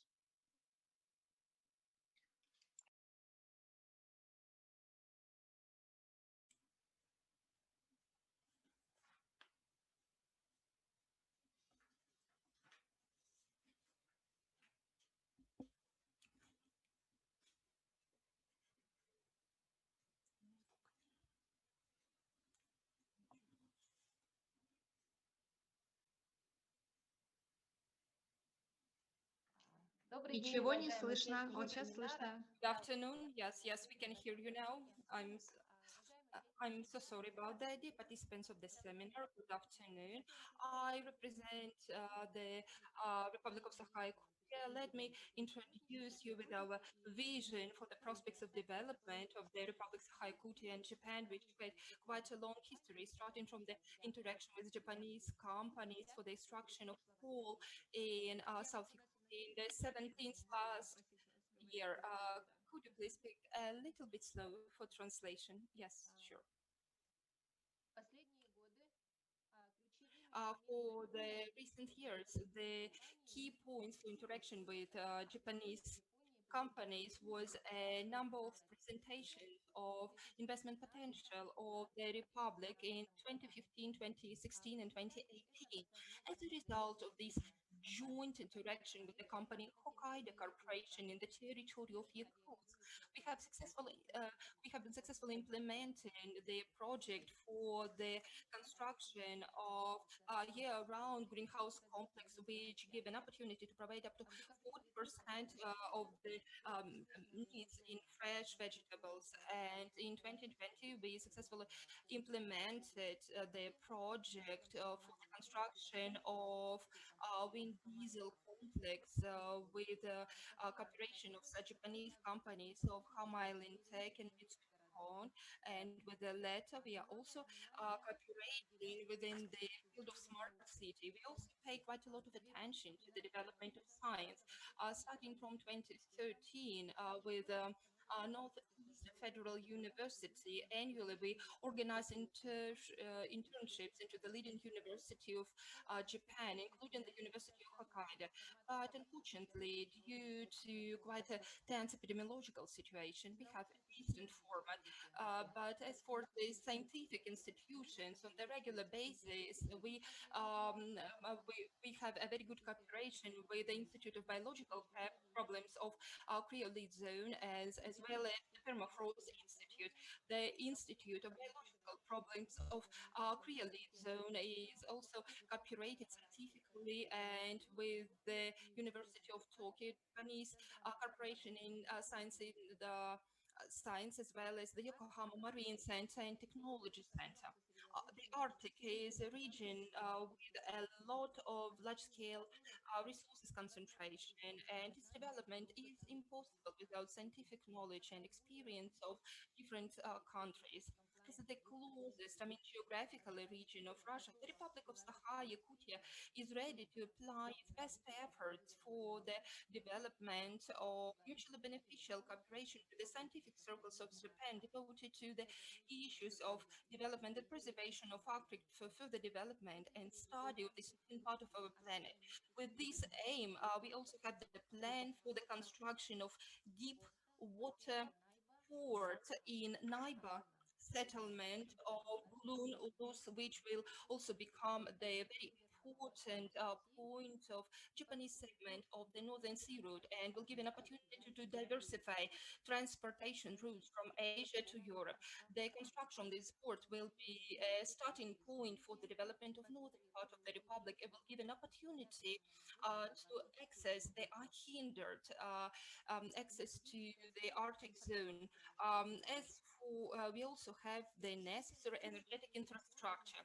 the promising zone, or we also have some points which we're going to develop, and we have a large-scale investment project for this, which are actually connected with mining as well as transportation complex, and its amount is 749 billion rubles. All of them will be implemented according to the strategy for the development of the Arctic zone of the and provide national security for the period of up to 2013, approved by the President of the Russian Federation, Vladimir Putin, last in October last year. Also, there are some hindrances that actually prevent the development. Of course, it actually concerns climatic and geographical peculiarities of our region, and the work under this condition actually influences the durability of the equipment which is involved in the project. However, as I have already mentioned, with the application of Japanese equipment, we actually managed to provide the constant energy source for the dwellers. And this experience makes us sure that our cooperation with the Japanese scientific circles will be a very good solution for the creation of durable industrial structure in the north of our region.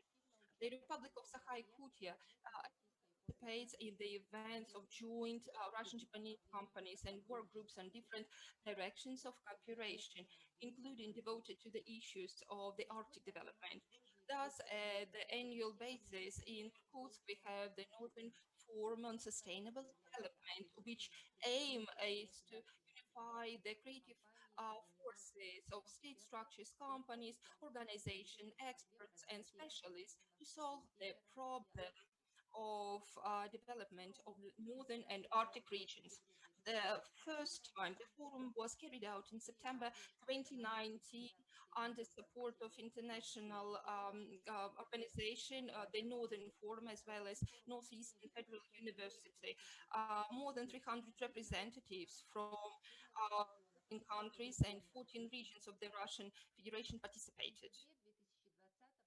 In September 2020, the forum was conducted in online format for the second time, and its main topic was the development of transport infrastructure in Arctic and the North. The forum actually attracted attention of more than 2,500 participants from 36 countries. Such topics as a man in Arctic, global partnership for the development of the North, the management of northern territories were discussed at 57 sites of the forum, and they became the constant direction for the forum's work in the future. In 2021, we are planning to have the third Northern Forum for Sustainable Development, where we're going to discuss such issues as the permafrost melting and climate change. We are also planning that it will become an international constant program devoted to all the issues of sustainable development of the North and the Arctic, as well as the Arctic North in Iceland, Arctic frontiers in Norway, and International Arctic Forum. The conditions of life in Arctic actually has a specific input into the people's life, and one of the priority areas of the modern healthcare is the studying of human genome, and we also have the experience in studying the genome. Such scientific and research institutes and Northwestern Federal University and the National Center for Medicine in collaboration with the leading federal universities and region, which have practical experience, are ready to interact with potentially interested foreign partners. We are positive that today's event will promote interregional and businesses connections of the republics of Sakha, Japan, and the new level. Let me please express my deepest gratitude to organizers for such an interesting seminar in such a difficult time, and to wish prosperity, health, and well-being to all the participants. Thank you for your attention. Thank you so much. And now, dear participants, our third speaker is Yoshihiro Takada. He comes from the Hokkaido International Exchange and Cooperation Center, also known as HIECC, that is based in Sapporo. So Mr. Takada, please, the screen is yours.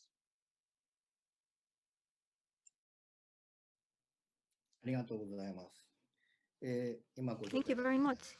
So as introduced, I come from an organization called Hokkaido International Exchange and Cooperation Center, commonly known as HIECC. My name is Takada. And first of all, thank you very much for the organizers for letting me be involved in this symposium. The title of my presentation is Japan-Russia Interregional Cooperation in the Arctic and the North from the Perspective of Hokkaido. I would like to share my screens from here.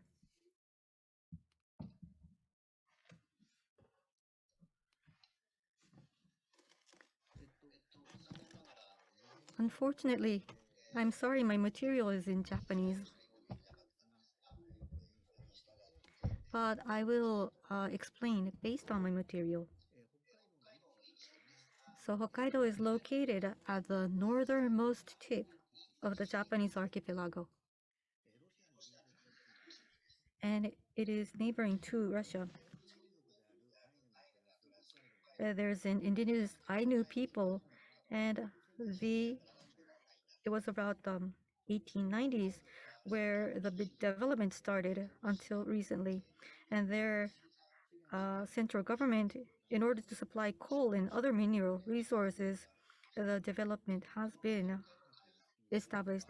And the development of the speed in Hokkaido area was very fast, but economically and psychologically, the Hokkaido became very much dependent on the Honshu island.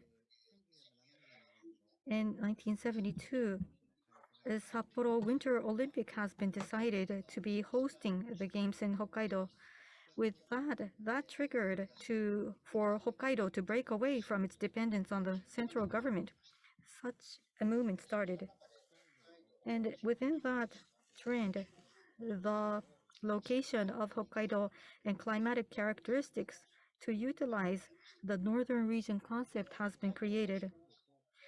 Hokkaido has a very unique climate, and near the Arctic area, Siberia and the far east of Russia and North America, China, northeastern part. Along those areas, the cultural, geographical, climatic characteristics were shared. And so that was an inter-regional cooperation strategy to work with them. So under this Northern Region policy or cooperation, as two professors already mentioned, we have seen a very different framework such as Northern Region Initiative or concept created. So the HIECC, where I belong to, the predecessor of HIECC was called the Northern Region Center to specifically promote the Northern Regions Initiative.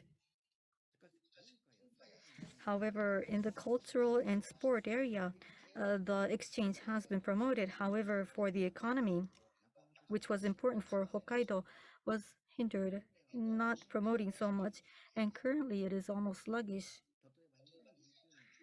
For instance, in 2019, the transport infrastructure supporting inter-regional exchange, the Wakanai and Korsakov, the regular route between these two locations has been suspended.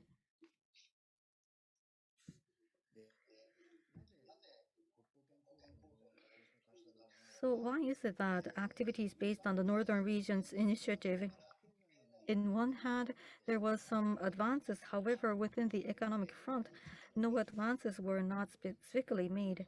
There are several reasons to this.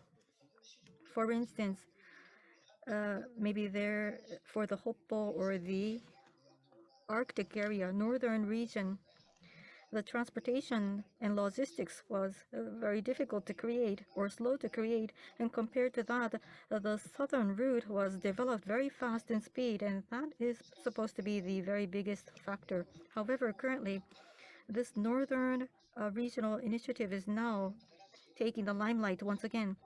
So once again, there is a movement to recreate this northern region concept, utilizing the location and climate of Hokkaido. It is not the cooperation with the south, but rather cooperation with the north is going to be important, is what people started thinking again. For instance,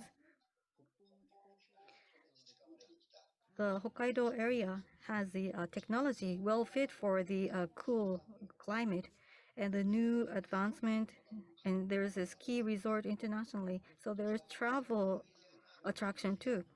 So the technologies that takes the advantage of Hokkaido is something that we would like to promote.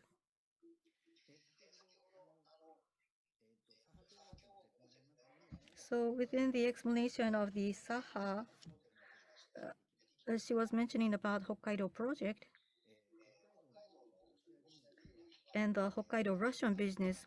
The scale is rather small currently, and is still on the testing level, and therefore we still need to yet to grow.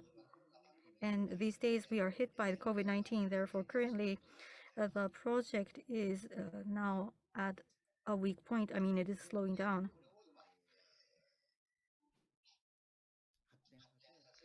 So in order to develop them, and we would like to come to a result on this project, so we are now reframing ourselves once again. And as a strength of Hokkaido, Hokkaido has an international research center which is recognized both domestically and internationally, Hokkaido University, and there's the Eurasian Research Center and other international well-known research centers are within the near area as a cluster. And these research centers has a possibility to have or appeal to other businesses. Such clusters of research can work as a magnet to draw researchers and the latest information and the co-joint operations and project. It will be called into Hokkaido because of these researchers, and from these activities, an excellent human resource could be nurtured, which will create new technologies and industries originating in Hokkaido. It's not good just only for the Hokkaido, but then it is going to be beneficial for building up the new relationship within this northern region. About the Arctic Sea Route, or the Northern Sea Route. Within the sea route, Hokkaido is a gateway to the Asian Pacific side. And on the route, when you go to the eastern side and then go to the southern part, then you find Hokkaido. And in Hokkaido, there are modern ports which is free of ice, and there is a terminal base for LNG too. And for most of the routes that connects North America and the Arctic Sea route passes through the Wakkanai and Tsugaru Strait, meaning that the Hokkaido is just located just in the middle of Arctic Sea route and the North American route. So when the use of Arctic Ocean route increases, Hokkaido ports and harbors could be used as emergency evacuation ports, or supply ports for vessels, or maintenance ports, or could be transit ports as well. But this will be a major project at national level. Therefore, so Hokkaido is making preparation for its realization in cooperation with the national government and research institutions to make that happen. So in summary, the climate change is causing a variety of changes in the Arctic and northern regions. Because of the climate change, the northern minority peoples are impacted on their livelihoods. So for the northern minority peoples, in order to protect them, it is probably going to be very important for Hokkaido to be making access and approach them too. So I just mentioned about expectation on the Arctic Ocean shipping routes, but with the coordination of Republic of Sakha, I think I have high expect on this. The Republic of Sakha and Hokkaido has been signing a memorandum of understanding for comprehensive cooperation with Hokkaido, moving several projects as already mentioned. In Hokkaido, within the Japan-Russia economic cooperation, we are reworking on the project. From here on, Hokkaido is going to be working on forums and projects proactively. At the level of the regional area, we will be involving Sakhalin and Sakha, and the cooperation and coordination with these nations and area. I think it is very important for us to be making and bringing benefits to this region. For Hokkaido too, it is going to be a very important framework. Hokkaido is going to be also likely to play a very big role within this coordination too. Thank you very much on that. Thank you so much. And now I have an honor to invite Hirofumi Arai from the Economic Research Institute for Northeast Asia, or ERINA. ERINA is located in Niigata, and it collects and disseminates information on Northeast Asian economies and contributes to the formulation and development of the integrated Northeast Asia economic sub-region. So, Mr. Arai, please, the screen is yours.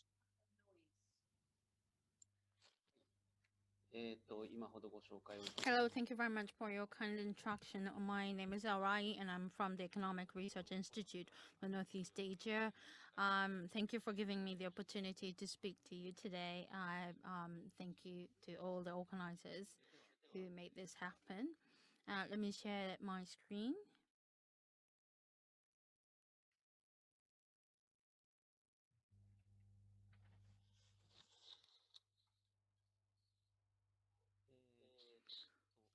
Right, so I have been involved in an interregional exchange between Niigata and the Russian Far East for nearly 30 years, since I was sent to Khabarovsk in 1992 for training in the Russian language,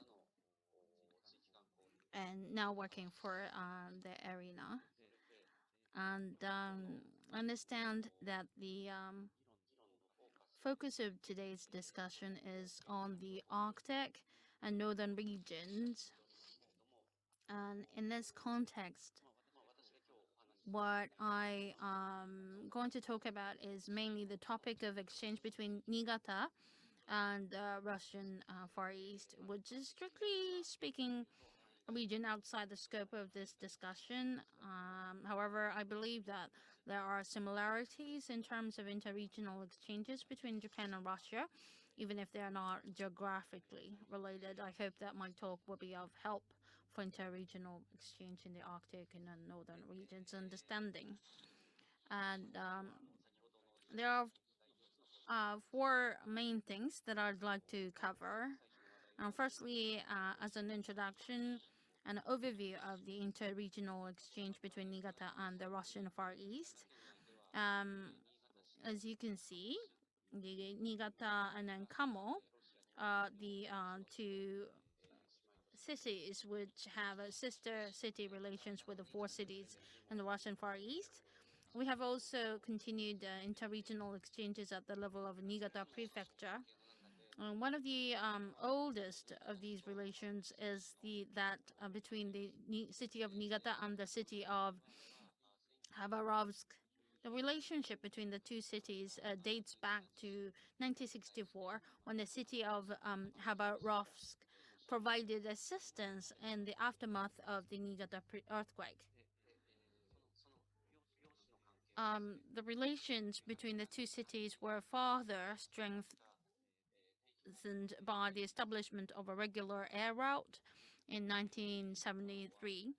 This regular air route was the only air route between Japan and the Russian Far East until 1993, after the Soviet Union disappeared, when a new air route was established between Niigata and Toyama and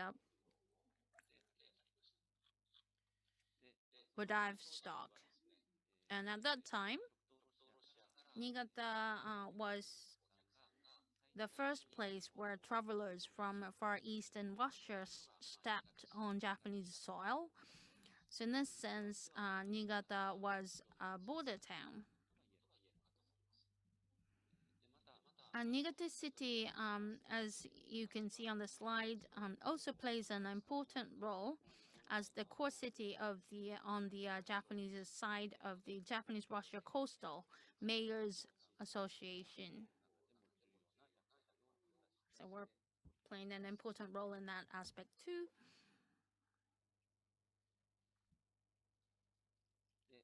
And next topic. So business and regional cooperation. So as a person who has been involved in the exchange between Niigata and the Russian Far East, there's one lesson I'd like to emphasize to you here. That is that economic ties are a very important factor for stable interregional exchanges. And some of you may say, I don't need to explain this. You know, the Takada-san also mentioned related topics. And however, the chart presented here shows the number of people using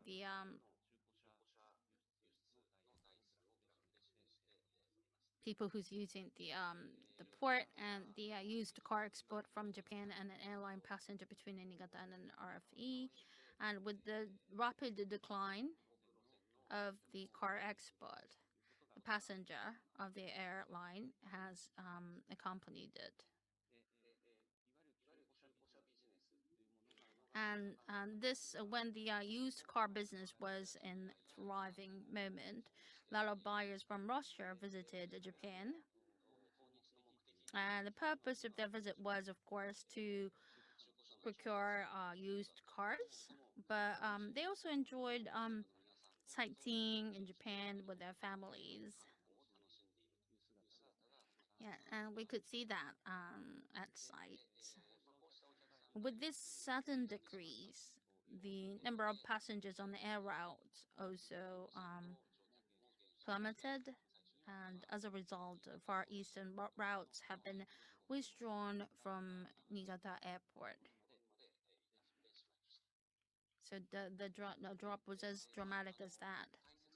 And it is often said that, you know, you don't realize how important something is until you lose it. And for Niigata, the air links to the Russian Far East are a perfect example of that. The direct effect of the loss of air service is, of course, that we no longer have customers with money, or we don't have anyone who'd drop their money. And this is simply a matter of subtraction. But however, in fact, we believe that the impact has been very significant on other levels as well, and maybe bigger than what I said just now. For example, new business opportunities have ceased to emerge from chance encounters.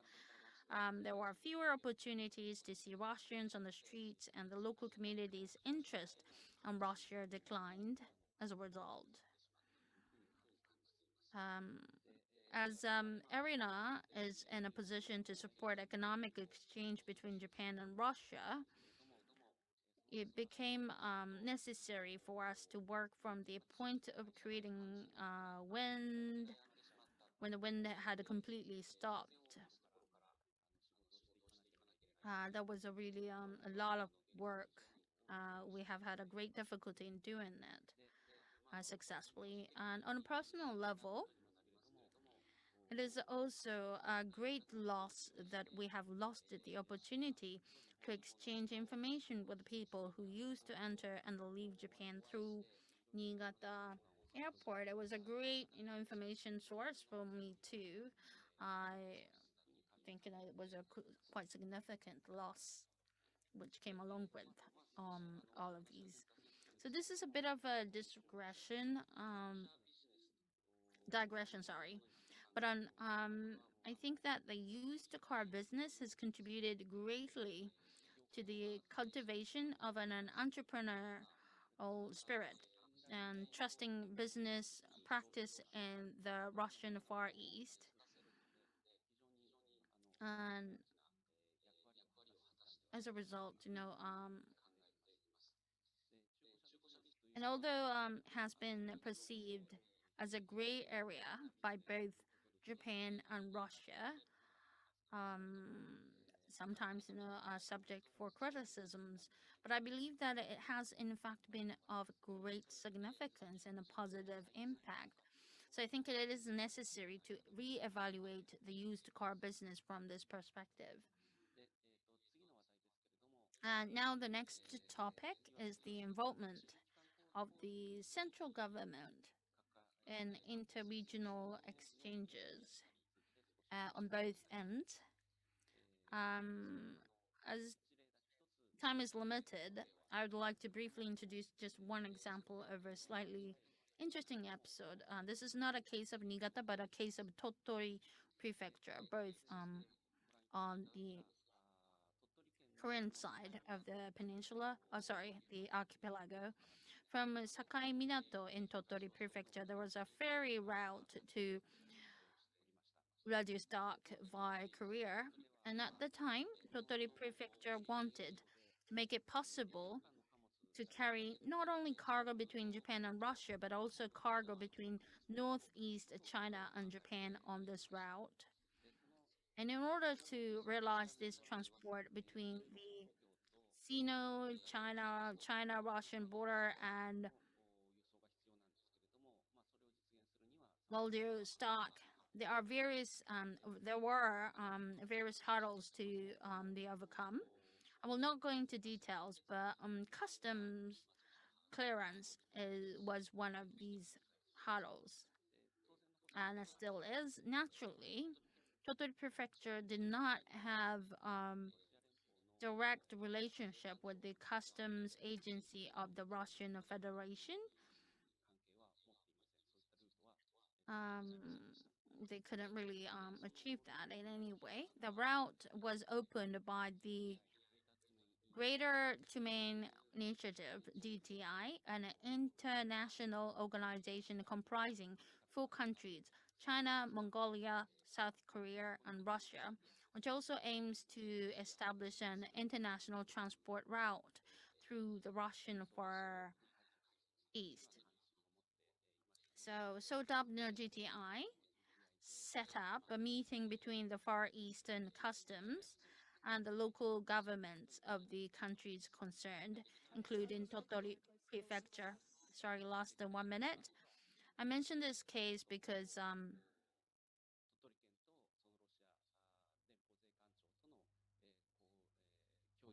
I find it interesting that the Japanese government has not intervened at all in the series of events. They actually went through with a direct contact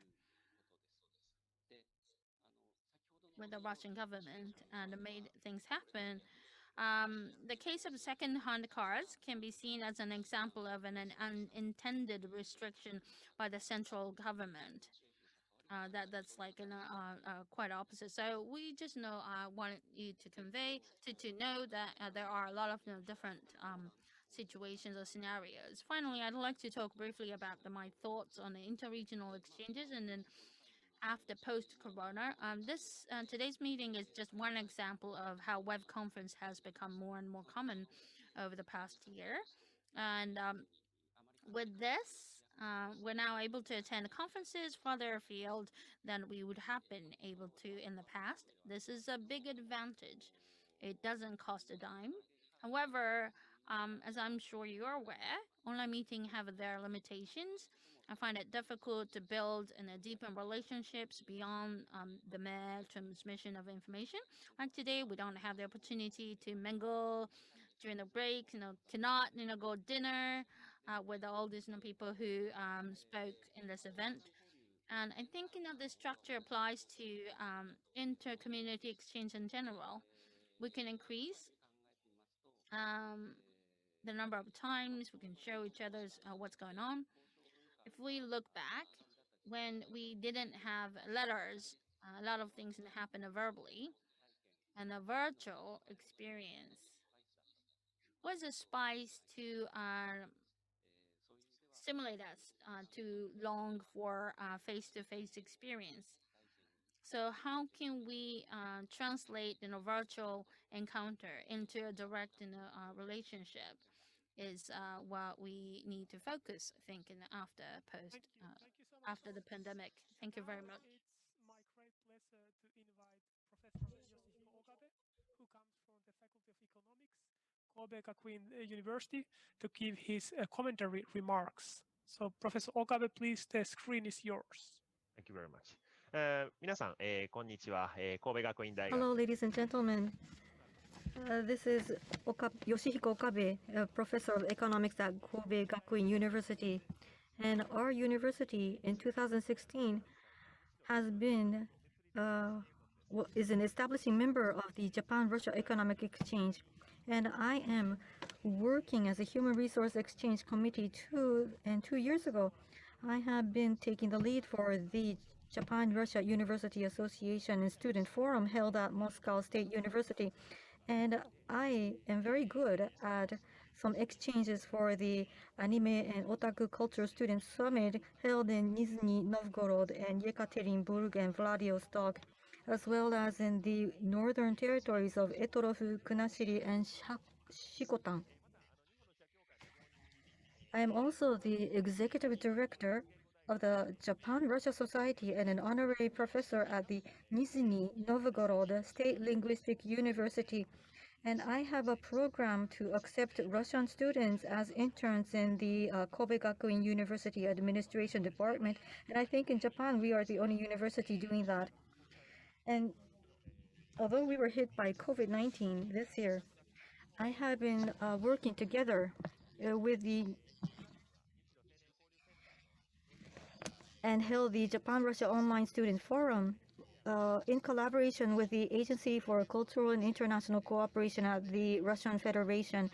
That was Online Japan-Russian Youth Forum 2020, and hosted by the Japan-Russia Youth Exchange Center and the Youth Policy MIREA, MIREA. So that is why I guess I am asked to comment on this part 2 today.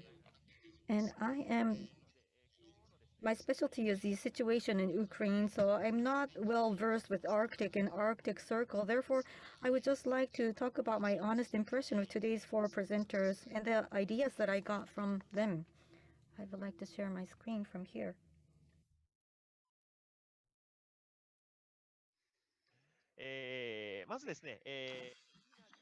First of all, from Dr. Irina Zikunova, she spoke about the desirability of mixed public-private model of Arctic development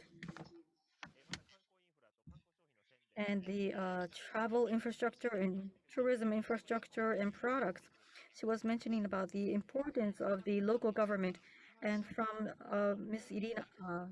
Ms.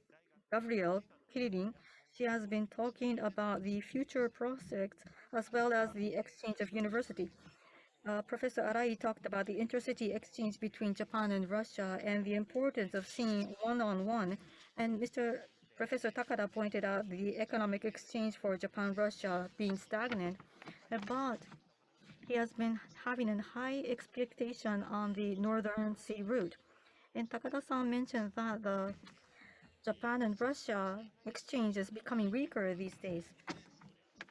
Thinking about former Prime Minister Abe, he did a good thing, but then some not sometimes.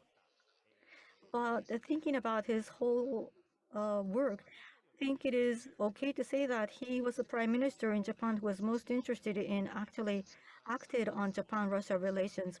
And as Professor Takada mentioned, and Mr. Arai mentioned maybe the Japan-Russian relations have been stagnant today. But then I would like to make a proposal here. So listening to the four people, the key word is the inter-exchange and northern route and indigenous people. And so I think those are the keywords that we should be utilizing. Another keyword was tourism and infrastructure preparation too. So when after post-COVID, I would like to just share with you what I think we can do. So this is the Arctic region around the world in 80 days concept.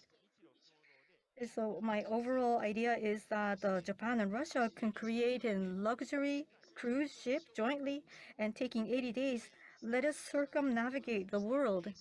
And so in 2017 May, there was a very first Beijing One Belt, One Road forum. So at that time, I was taking part to make a comment there. And thanks to former Prime Minister Hatoyama has been recommending me to speak, I was able to listen to President Xi Jinping at a very near area. And China, in that forum, has been mentioning about the One Belt, One Road concept and the article Arctic Circle together. And so maybe Russia's first partner on that area could be China too. And Japan is also very wary about China's engagement too. And the members of the Arctic Council and other observer countries, I was thinking, is there any project that all these observers can also be engaged to? And that made me think about the Arctic Circle around the world in 80 days. Published in 1873, Jules Verne, the father of science fiction, made a book into a movie starring with David Niven. And I think many of you remember this. So it's a UK person, and he was making a state that whether a person can really navigate around the world in 80 days, starting from Siberia Railroad. For a Japanese person, if a person is going to be making a travel from Vladivostok to Moscow, people think this is a very luxurious, once-in-a-lifetime travel. Usually, it's not about the cost, but it's about the days that we have to spend for 80 days. So, just generally speaking, younger people cannot afford it. Therefore, I am thinking about elderly people. And for this cruise, it is going to be taking 100 days or 120 days, maybe too long for some person. And in the part one, a professor mentioned, and Mr. Takada also mentioned that OSK Mitsui MOL has been announcing a new route, and the Russian LNG, when going through the Arctic route, it is going to be 20 days, which is half of what it used to be going through the southern route. Therefore, Arctic area, even if we go through the whole area, I think we can take it within 80 days, not 100 days. So thinking about that, Japan and Russia can create a very large cruise ship, luxurious one to create, and maybe develop on a travel route which is very luxurious. And that is my concept, 80 days within the world going through Arctic Circle. And then after taking the route of that trip, you can just give a person that you are certified going around the route. And the good thing is this is a very romantic tour because we're going through an aurora northern light belt. Therefore, you can observe such natural phenomenon too. So my proposal is this is going to be the icy vacants. And I think for the elderly couple, if they're going to be utilizing this travel, I think it is going to be very good. The catchphrase is second proposal under Aurora or the Northern Lights. And so it's going to be one of the selection or the option to provide. And people might be selecting whether going through the Arctic Circle or else maybe go to the space for a luxurious trip. And I would like to say that this cruise could be starting from my Kobe area where I live. But then maybe I think I should just say that it should be starting the ship in Hokkaido or Niigata, and then going to the pyramid and the mine that used to be working, and then going on to Norilsk, and then come back to the port, meaning that the ship is going to be making the world tour around, and then go to Sakha mine, and then go to the diamond pool and the diamond mining, the open pit, and then take a train or airplane back to Khabarovsk, and then do some sightseeing and come back to Japan. So that means it's going to be benefiting economically by tourism. I think it is going to be beneficial to all. So today, through part 1 and part 2, everybody has been talking about it in very good discussions. So if the 80 days travel within the Arctic Circle is going to be interested, and if you can just leverage on this idea and make it available to politicians and make it realized, then if I could be invited too, I will be very happy too. So I think that would be in a very long future. But then in reality, Arai-san mentioned that maybe it is very important to have a one-on-one meeting together, not a virtual one. So for the next seminar, we would like to have a seminar under the Northern Lights somewhere in Russia. Thank you very much for your kind listening.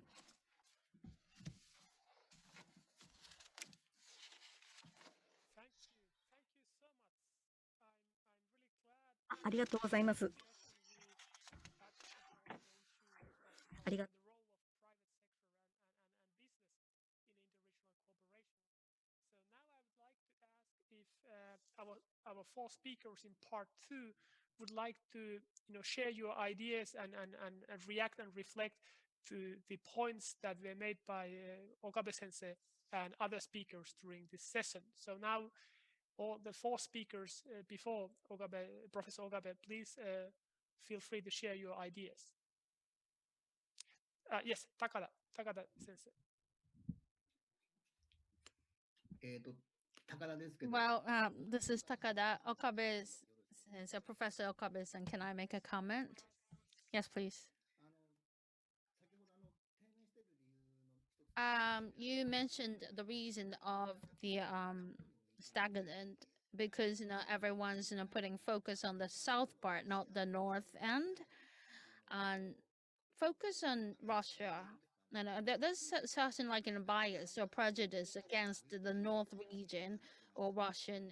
Yeah. So as you correctly pointed out, the very basic base of the stagnant situation is because people are not paying attention to the northern regions because of this prejudice or bias. And then I think your world around the tour will tackle that very problem in a very, very interesting approach. And then within Iwashita says that we are actually rolling out a project called border travel or journey, and I think they can go hand in hand with your world around trip. Yeah, thank you very much for your sharing a very interesting idea. Can I respond to Yes, Takada-san's comment? Yes. Thank you very much for your comment. And in fact, I'm actually the head of the International Exchange Center of my university. So I was in this meeting to budget, the financial budget for inviting, people, students from outside of Japan. And Russia is one of that. Russia is the only European countries included in that initiative. Khabarovsk is the sister city of Hyogo, and so this budget has been decided to prioritize in Khabarovsk. So I think maybe we can define in Russia to be a part of a Pacific Circle. Thank you. We have, let's say, 1.5 minutes or 2 minutes. Who wants to give the last remarks from this session? Anybody reflecting ideas after hearing these speeches during the part 2?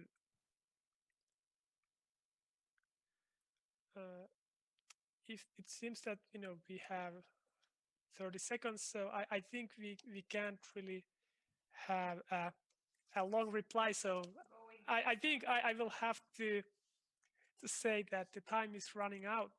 So it's time to close the part 2 of our seminar. At the same time, I should conclude today's seminar.